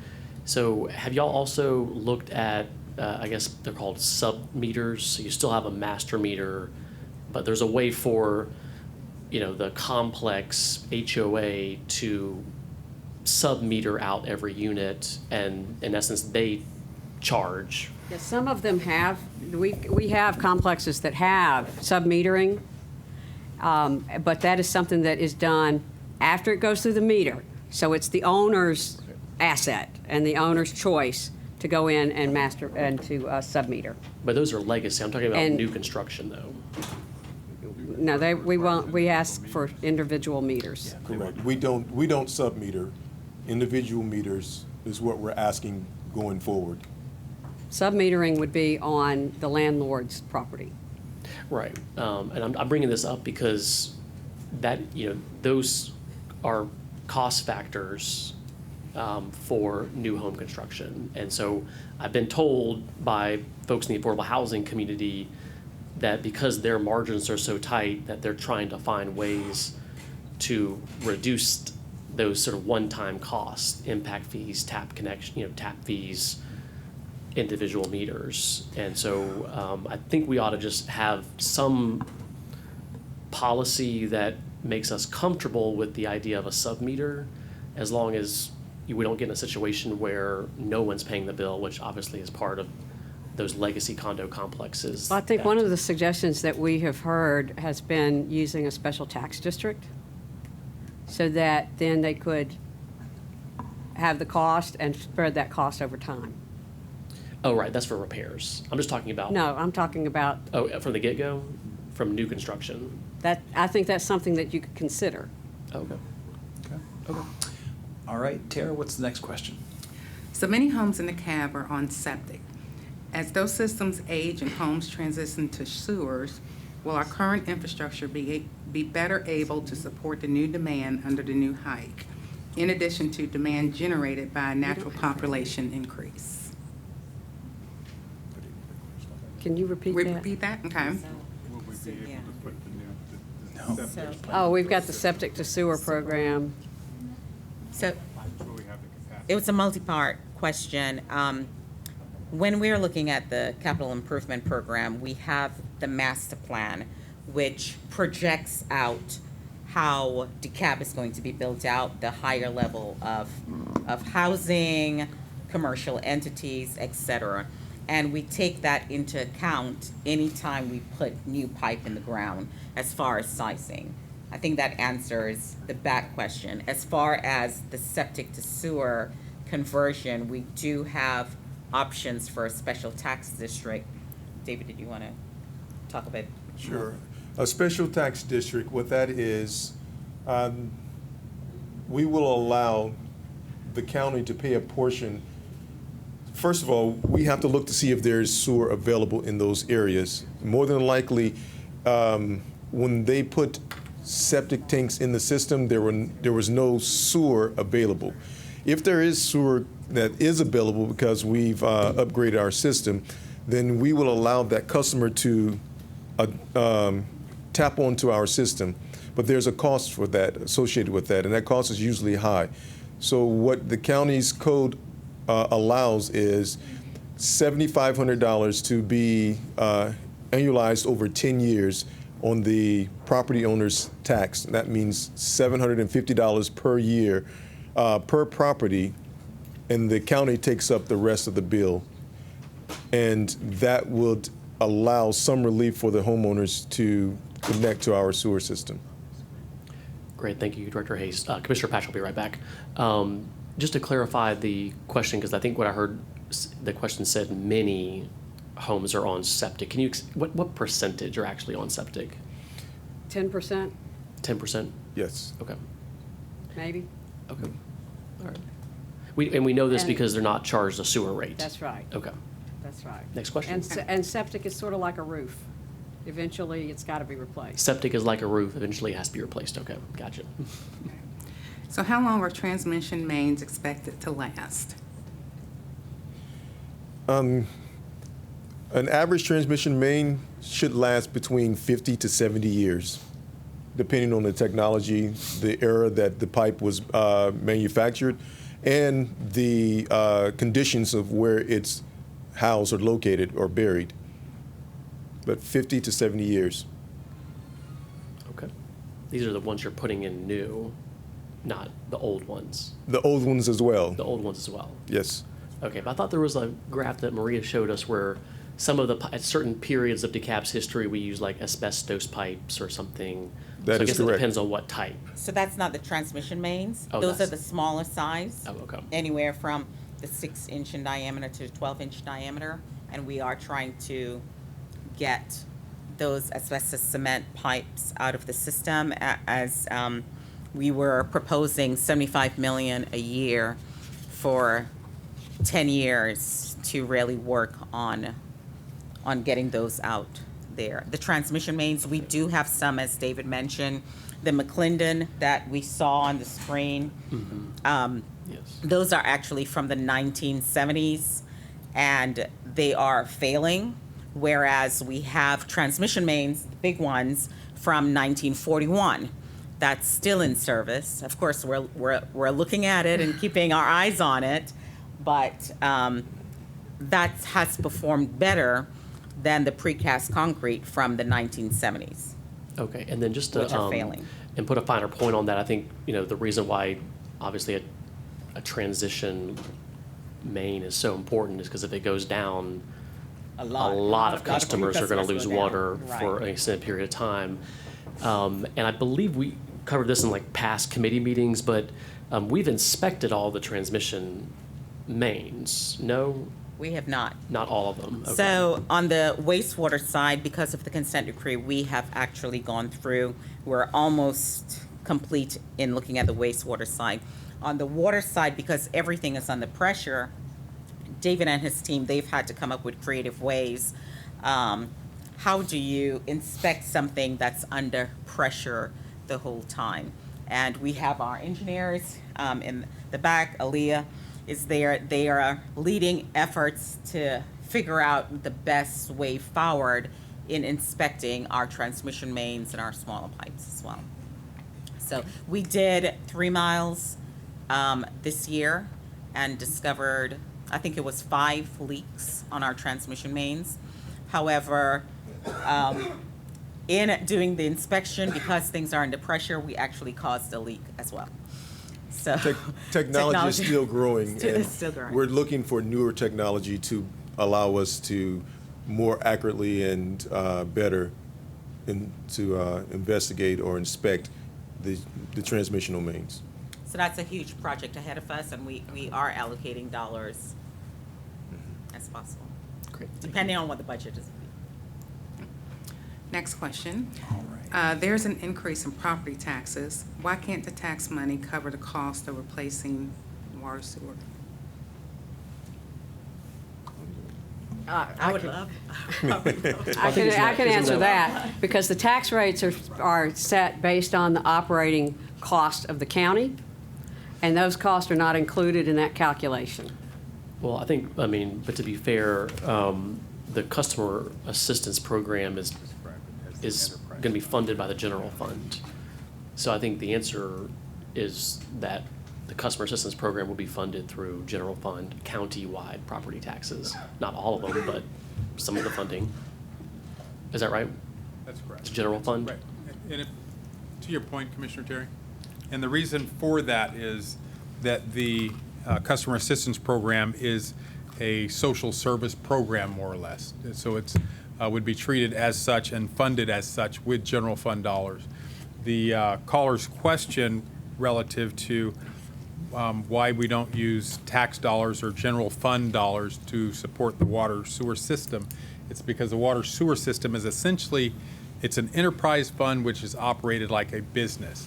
So those funds that are generated through the sale of water is what is supporting that system. Right. I think Director McNabb has laid this out. You can't use that fund to give away free water, in essence, to Right, other we're not customers. legally allowed to, Not under our legally bond allowed. requirements, we cannot give away free water. Okay. Just a follow-up on that one, Mr. Chair, real quick. So in the customer assistance program and trying to hit our, potential funding targets so that we have enough coverage for customers that would need it, are we planning to also use our grant writing team to apply to foundations and philanthropies? Because some of these foundations in Atlanta have hundreds and hundreds of millions of dollars. We should be asking them to support our most vulnerable residents also, Sure. right? I don't think we don't currently have anyone who writes foundation grants. That's a very different process than writing a governmental grant. So we would need to hire somebody like that. And I'm not sure how many give to governments. Well, I mean, I guess they But- could give to the But vendor we can go that for it. is our distributor of the water assistance also, right? But, I mean, CO Williams, are we looking at having some additional grant writing capacity, federal, state, and then philanthropic? Absolutely. We're going to search for every source of funding that may be out there. I This- heard that Mackenzie Bezos just sold a bunch of Amazon shares. Should we ask There you go. her for some There you- funding? There you go. There you go. So we'll be searching for multiple sources of funding. We would probably start this year with allocating from ARP or other existing federal grants where we have some funds to get it started. But on an annual basis, it would require replenishment from general fund and/or other sources of funding, which we would be actively seeking. There are also tax implications from that because the foundation accepts their contributions on a tax exempt basis, and you cannot contribute money to a government. We're not allowed to accept tax, or we can't. Nobody that donates to us gets a tax deduction for doing it. So, but individuals could receive But assistance. we could certainly write a grant where they were going to make contributions directly to individual customers, All right. but we wouldn't be able to put it through us. All right. What is our next question? Excuse me, I implore the commissioners to please let me say what I came to say to you because you are not addressing the elephant in the room. Monica,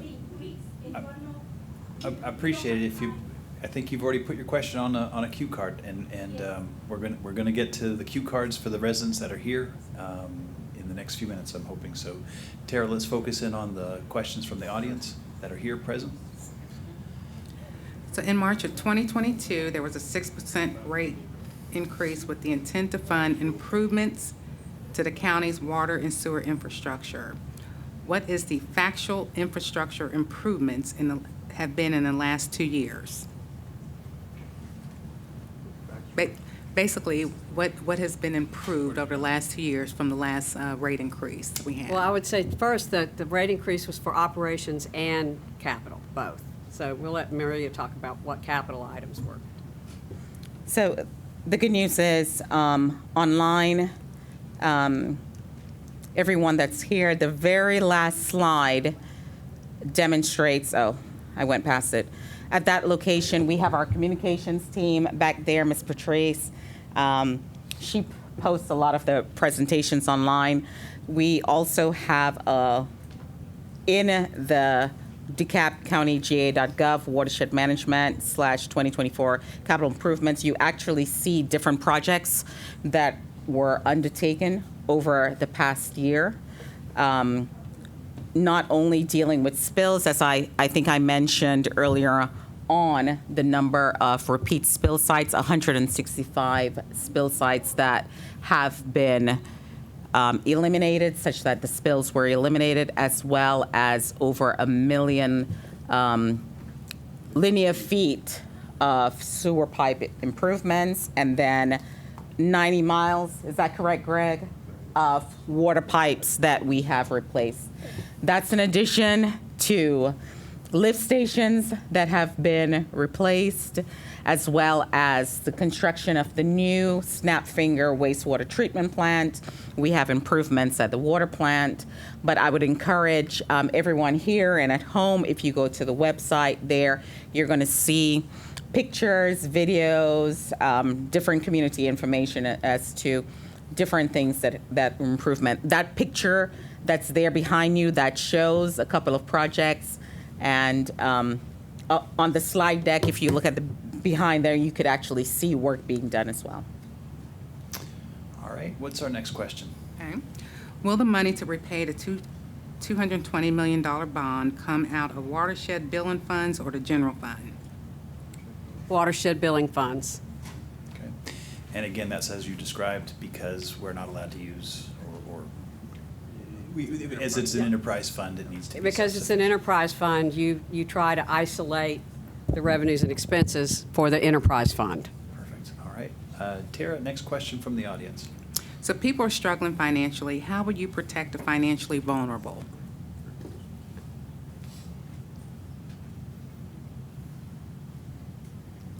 I think we've covered the discount program that is being considered at this point and the one-time financial assistance. We also have one-time deferral of bills without fees and leak adjustments for those that have leaks. And we've been utilizing federal funds to also help toward payment of utility bills. And I think that, as we demonstrated before, our average utility bill is considered well affordable by all the standards of the EPA and the UN. Okay. Mr. Chair, just a quick follow-up. In regards to the extended payment plan, so currently the 7-year program is closed. That's However, right. you do offer a 2-year payment plan.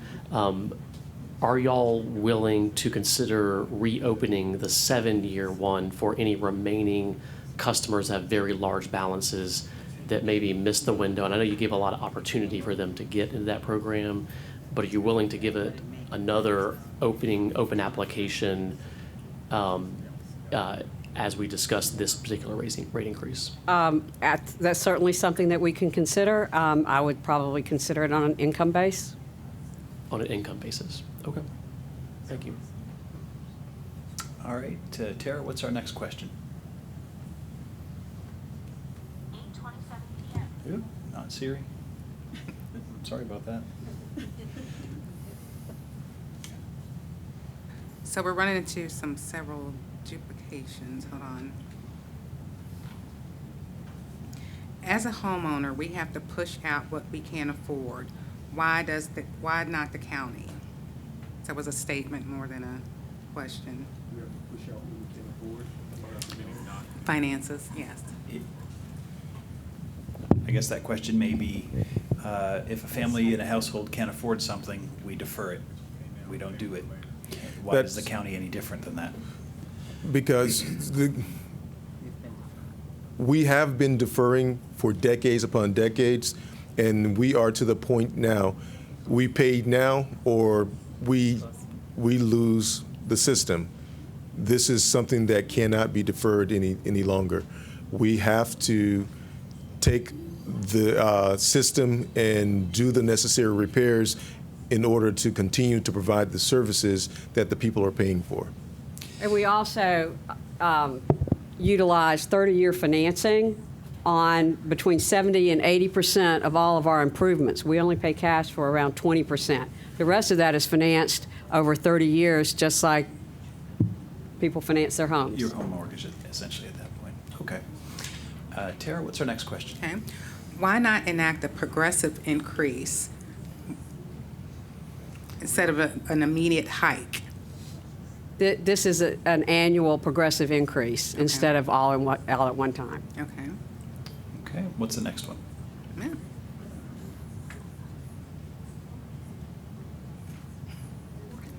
Yeah, we are still running into a lot of duplicates. Okay. Mr. Chair, Wait, just to maybe ask that question in another way. 6%, 6%, 6%. Why not 3%, 9%, 12%, or whatever? Does it functionally matter? Do you have to have the 6% We do. early on? We do. We've got a graph that shows that just to cover operations, we've got to have more than 6% for the first 2 years. Okay. If we're not funding any capital. Okay. So how does the federal infrastructure bill that was passed impact us? Why can't DeKalb County take advantage of this funding? The Department of Watershed Management has actually been in contact with Hank Johnson's office, and Congressman Johnson's team have been working with us, and we have submitted an application to the bill, the bipartisan infrastructure bill, and we're hoping to hear something. And that's another avenue. We're, again, trying to grab money from all available avenues. We're not just trying to do the rate increase, but that is another approach that we have pursued. I'll tell you what, since we are winding down, as in it's getting later, and I noticed that Monica in the back really wants to tell us something. Yes. Monica, if you wouldn't mind, please come. Thank you so much. Please come up. Thank you so much. Okay.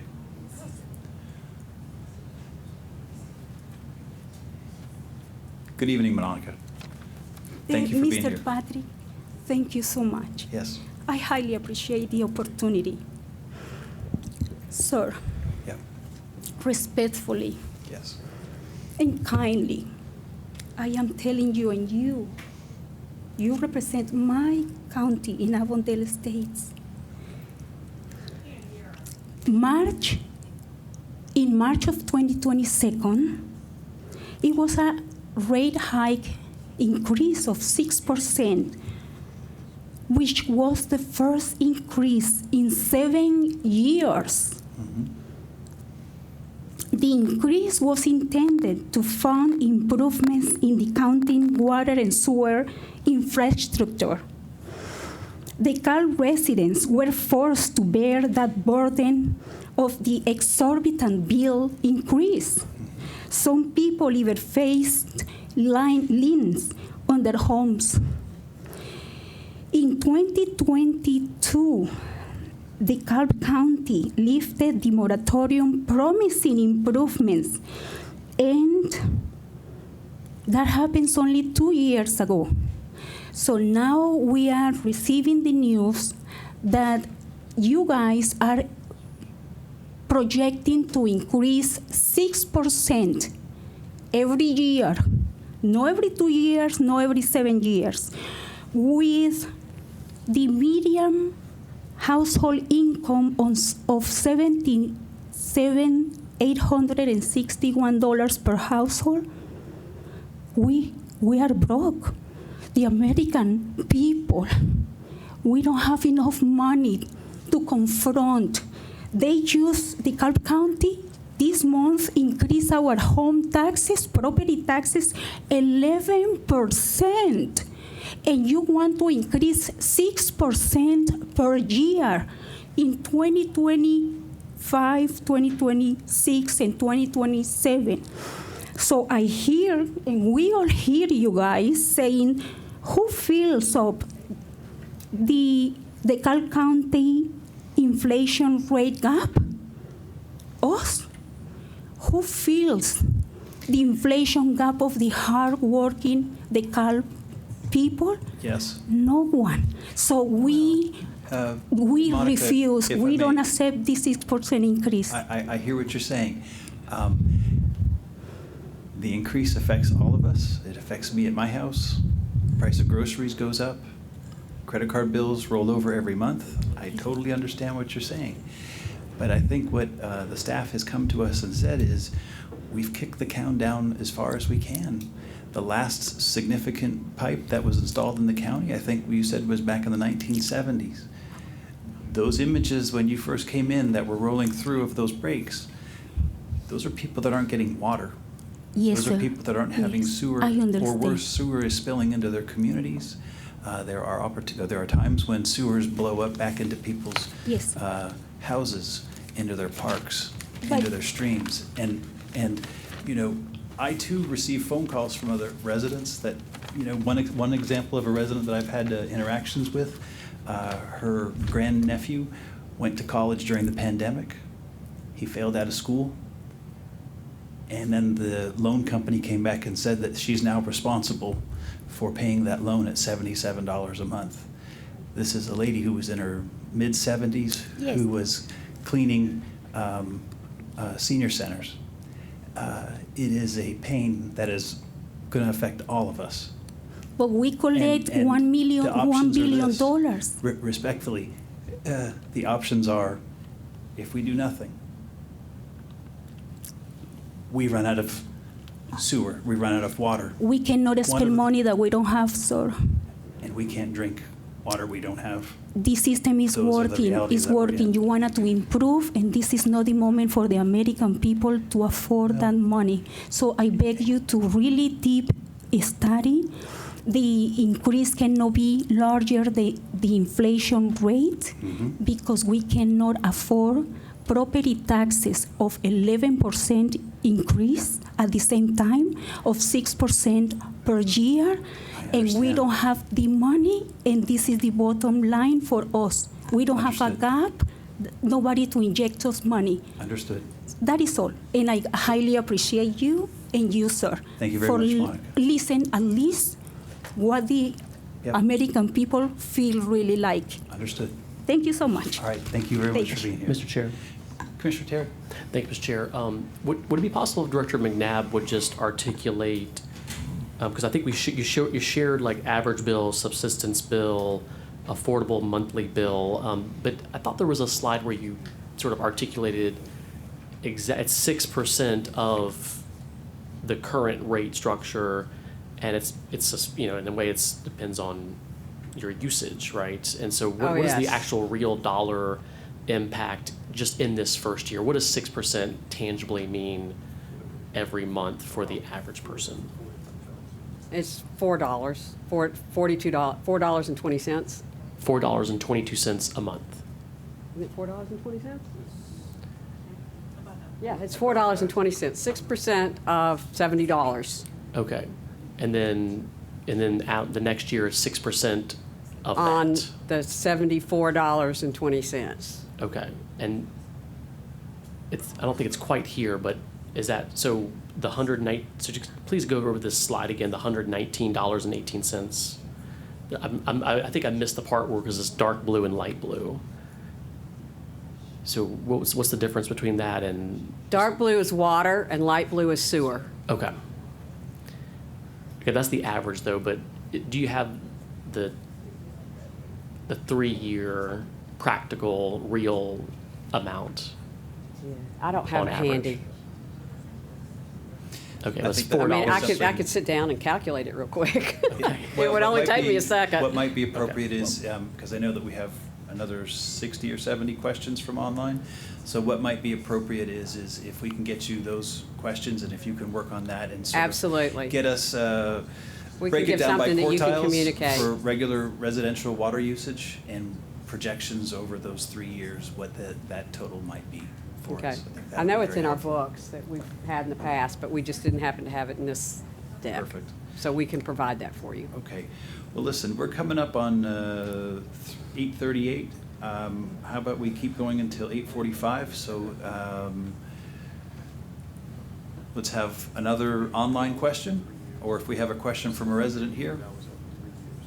This is a question from a resident. Calculation is $83 over 3 years. $83 annual. No. Goes up to We're at $70 currently. In 3 years, it will go up to $83 In year 3. in year 3. Okay. Per month. Right, All per right. month you said? Per month. Okay, thank you. Let's get that next question. Okay.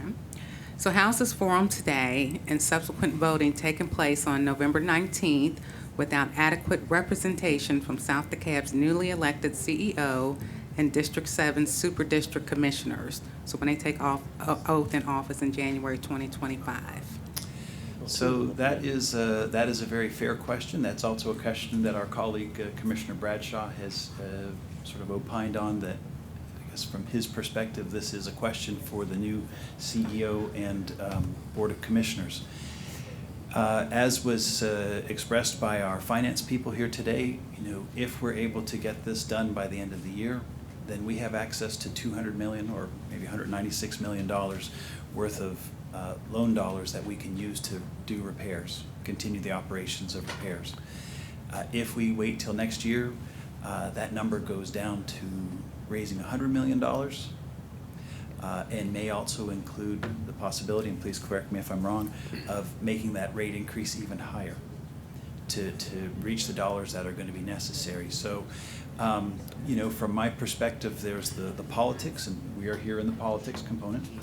But then there's the reality component, and the reality component is if you've had a sewer line break in your house, if you've had a sewer line break in front of your high school, if you've had a sewer line break on one of the major roads that you drive to get to work on, and it's frequently breaking, really the county needs to be looking at how do we go back and redesign and put an entire new water line or sewer line in that area versus doing another patch. And so that is the reality. And so part of this idea of the town hall was to talk about, we acknowledge the politics of the situation. This is the reality of the situation, and this is the opportunity that I wanted to have, and I believe my colleague shared that idea, that we need to hear from the residents before we move forward with anything consequential such as this. So that's my perspective. Commissioner Terry, I don't know if you share or where you are on the perspective on that. But. Well, I'm here to listen to the people tonight, but I do want to just acknowledge that, yes, it is true that District 3 and 7 commission seats are vacant. We do know that there is a special election on December 3rd. My understanding from the way the ORGAC is written, the winner of those runoffs immediately get installed into office at the next meeting, I thought. So December 10th and December 17th are two Board of Commission meetings that would have District 3 and 7 seated. I'll acknowledge that, yes, we do have a new CEO coming in, but the CEO doesn't vote to raise rates as the commissioners. We have a CEO now. You know, he has to finish his term, and obviously Commissioner Bradshaw is still here too. So I think to the extent that, you know, I did hear something new tonight, that the way the bond market treats the calendar year is very important. You just sort of, that was a new piece of information that I did not know, which I think is very important, which I think leads us to the inevitable, at the very least, there should be a vote before the end of the year. And if we have the vote December 10th or December 17th, we're still in this calendar year and we have a full board. Is that fair to say? I guess the other. I'm looking at the law department here.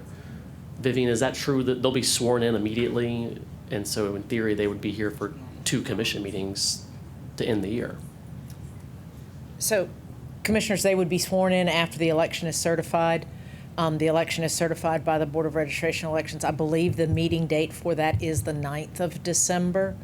But don't hold me to that. In fact, that's one of the issues that I'm looking at as to when that certification would occur. But you are correct that the runoff is on the 3rd. After certification, they would then be sworn in and take office because they are filling unexpired terms. Okay, thank you. Okay. And just one caveat to what you said, Commissioner Terry, is what is the time frame administratively from the vote to be able to process everything? Is there time for that? It would be a question to consider with that. With that said, I'm going to say that lady right there, you're going to be our last person tonight, so come on down. And I want to say thank you for coming here this evening. Thank you for your patience to getting to this point. And with that, we'll give you 3 minutes. Thank you so much. Thank you. That last question was my question with respect to us having adequate representation from our newly elected and soon-to-be elected District 7 commissioner. But a follow-up to that is, and you had mentioned, sir, earlier, that the infrastructure bill that was approved in Congress and President Joe Biden signed off on it, that infrastructure bill, that is law now, and we should not, when I say we, I mean in DeKalb County, we should not be left behind. When that money is distributed to the state of Georgia, every county should get their fair share of that money. And so to me, for us to go through this process of trying to put the burden of improving our infrastructure because this area is zoned red, and it's been that way for a number of years. We need that infrastructure money. We need it here in this county, just like some other counties need it as well. And I heard you say you were going to submit, or someone was going to submit an application, but that should have been done a long time ago. It should have been done when President Biden signed off on that bill, so that that money would be released and we would be able to use it in DeKalb County, South DeKalb County in particular. That's all I have to say at this point. Oh, one other thing. This nice lady that gave the briefing earlier, she had said that part of the money would be used to improve the water, the quality of the water, to include the chemicals and what have you. I can understand that, but I also hope that the water will be improved to the point where it will be very drinkable, because most people don't drink the tap water in DeKalb County anymore. They drink bottled water. And so I know that there are some chemicals in the water that are cancer-causing agents, and I hope that the money that will be going into improving the water, the infrastructure, it will also improve, like she had said, the quality of the water, because we do need it improved. And it's not just here in DeKalb County, it's all across America when it comes to certain chemicals that should not be used in the water. That's all I have to say. Thank you for your time. Ma'am, if I could get your name? I'm Annie Simmons. Annie Simmons, thank you very much. Zach, to the question of the infrastructure dollars, those, David, if you wouldn't mind addressing Annie's question on that. Sure. We'd like to start with the water quality. Understood. Respond to that. Okay. So, DeKalb County Watershed Management, we far exceed federal and state regulations. We have some of the best drinking water in the country. We use very few chemicals in our water, and our drinking water facility, it is state-of-the-art. We utilize ozonation to disinfect, to get away from some of the chlorines, but we have to have chlorine in the water to continue to disinfect the distribution system. And when the water gets to your resident, we have a chlorine residual to ensure that no bacteria grows in that water. We have the highest quality water, I'd say, in the world, right here in DeKalb County. And we're very proud. We've won awards for the best tasting water, and we continue to get awards for exceeding federal and state standards. Not just meeting, but exceeding. And the question about the bipartisan infrastructure bill, we have worked with Congressman Hank Johnson's office. We have submitted the application. There was a qualifying period. We had to prove that we qualified to get some of that money. We got qualified. We worked with the Army Corps of Engineers. They helped us put together our package, and we have submitted that package for the bipartisan infrastructure bill. So we are on top of it and hope to hear something very soon for that infrastructure bill. So is that going to offset that 6% increase at any point? It will allow us to fund CIP costs, or capital improvement projects, and some of the operating projects. But the 6% it's needed. Thank you very much. Annie, thank you for coming down, spending your evening with us, and I appreciate you coming up here to the podium. So You're thank you for your welcome. questions. Thank you. All right, everybody, listen. It is 8:50. I was hoping we would have been done by 8 o'clock. I want to say I appreciate your extra hour this evening. I know that there are additional questions online that have not been answered. I believe we've been through all the questions that were submitted on cards, if I understand that correctly. Mr. Williams, if I could ask for your team to make sure that we have a copy of all of those remaining questions, and as well as the questions that were answered, because I would like to make sure that those are posted on the county's website, along with this video of tonight's town hall, if that's possible. Absolutely, Mr. Chairman. Thank you for the opportunity. Thank you for your working with us to convene this. We felt it was very important. Gave us an opportunity to listen and hear what the residents are saying. I think we are going to be able to react very well to the conversation, address some of the misnomers. So this was very helpful. We look forward to answering the questions. Thank you very much. To those that are here this evening, again, thank you very much for you who have endured this long. I appreciate your time. For those that came out this evening, again, appreciate your time. For the residents at home, I think we had quite a few attending. I appreciate your time this evening, and the conversation will continue on. Of course, you know how to get in touch with the Board of Commissioners. All of our email addresses and telephone numbers are available on the county website, and we are available to answer your questions offline. So thank you very much for this time this evening, and we'll talk to you guys later. Good night.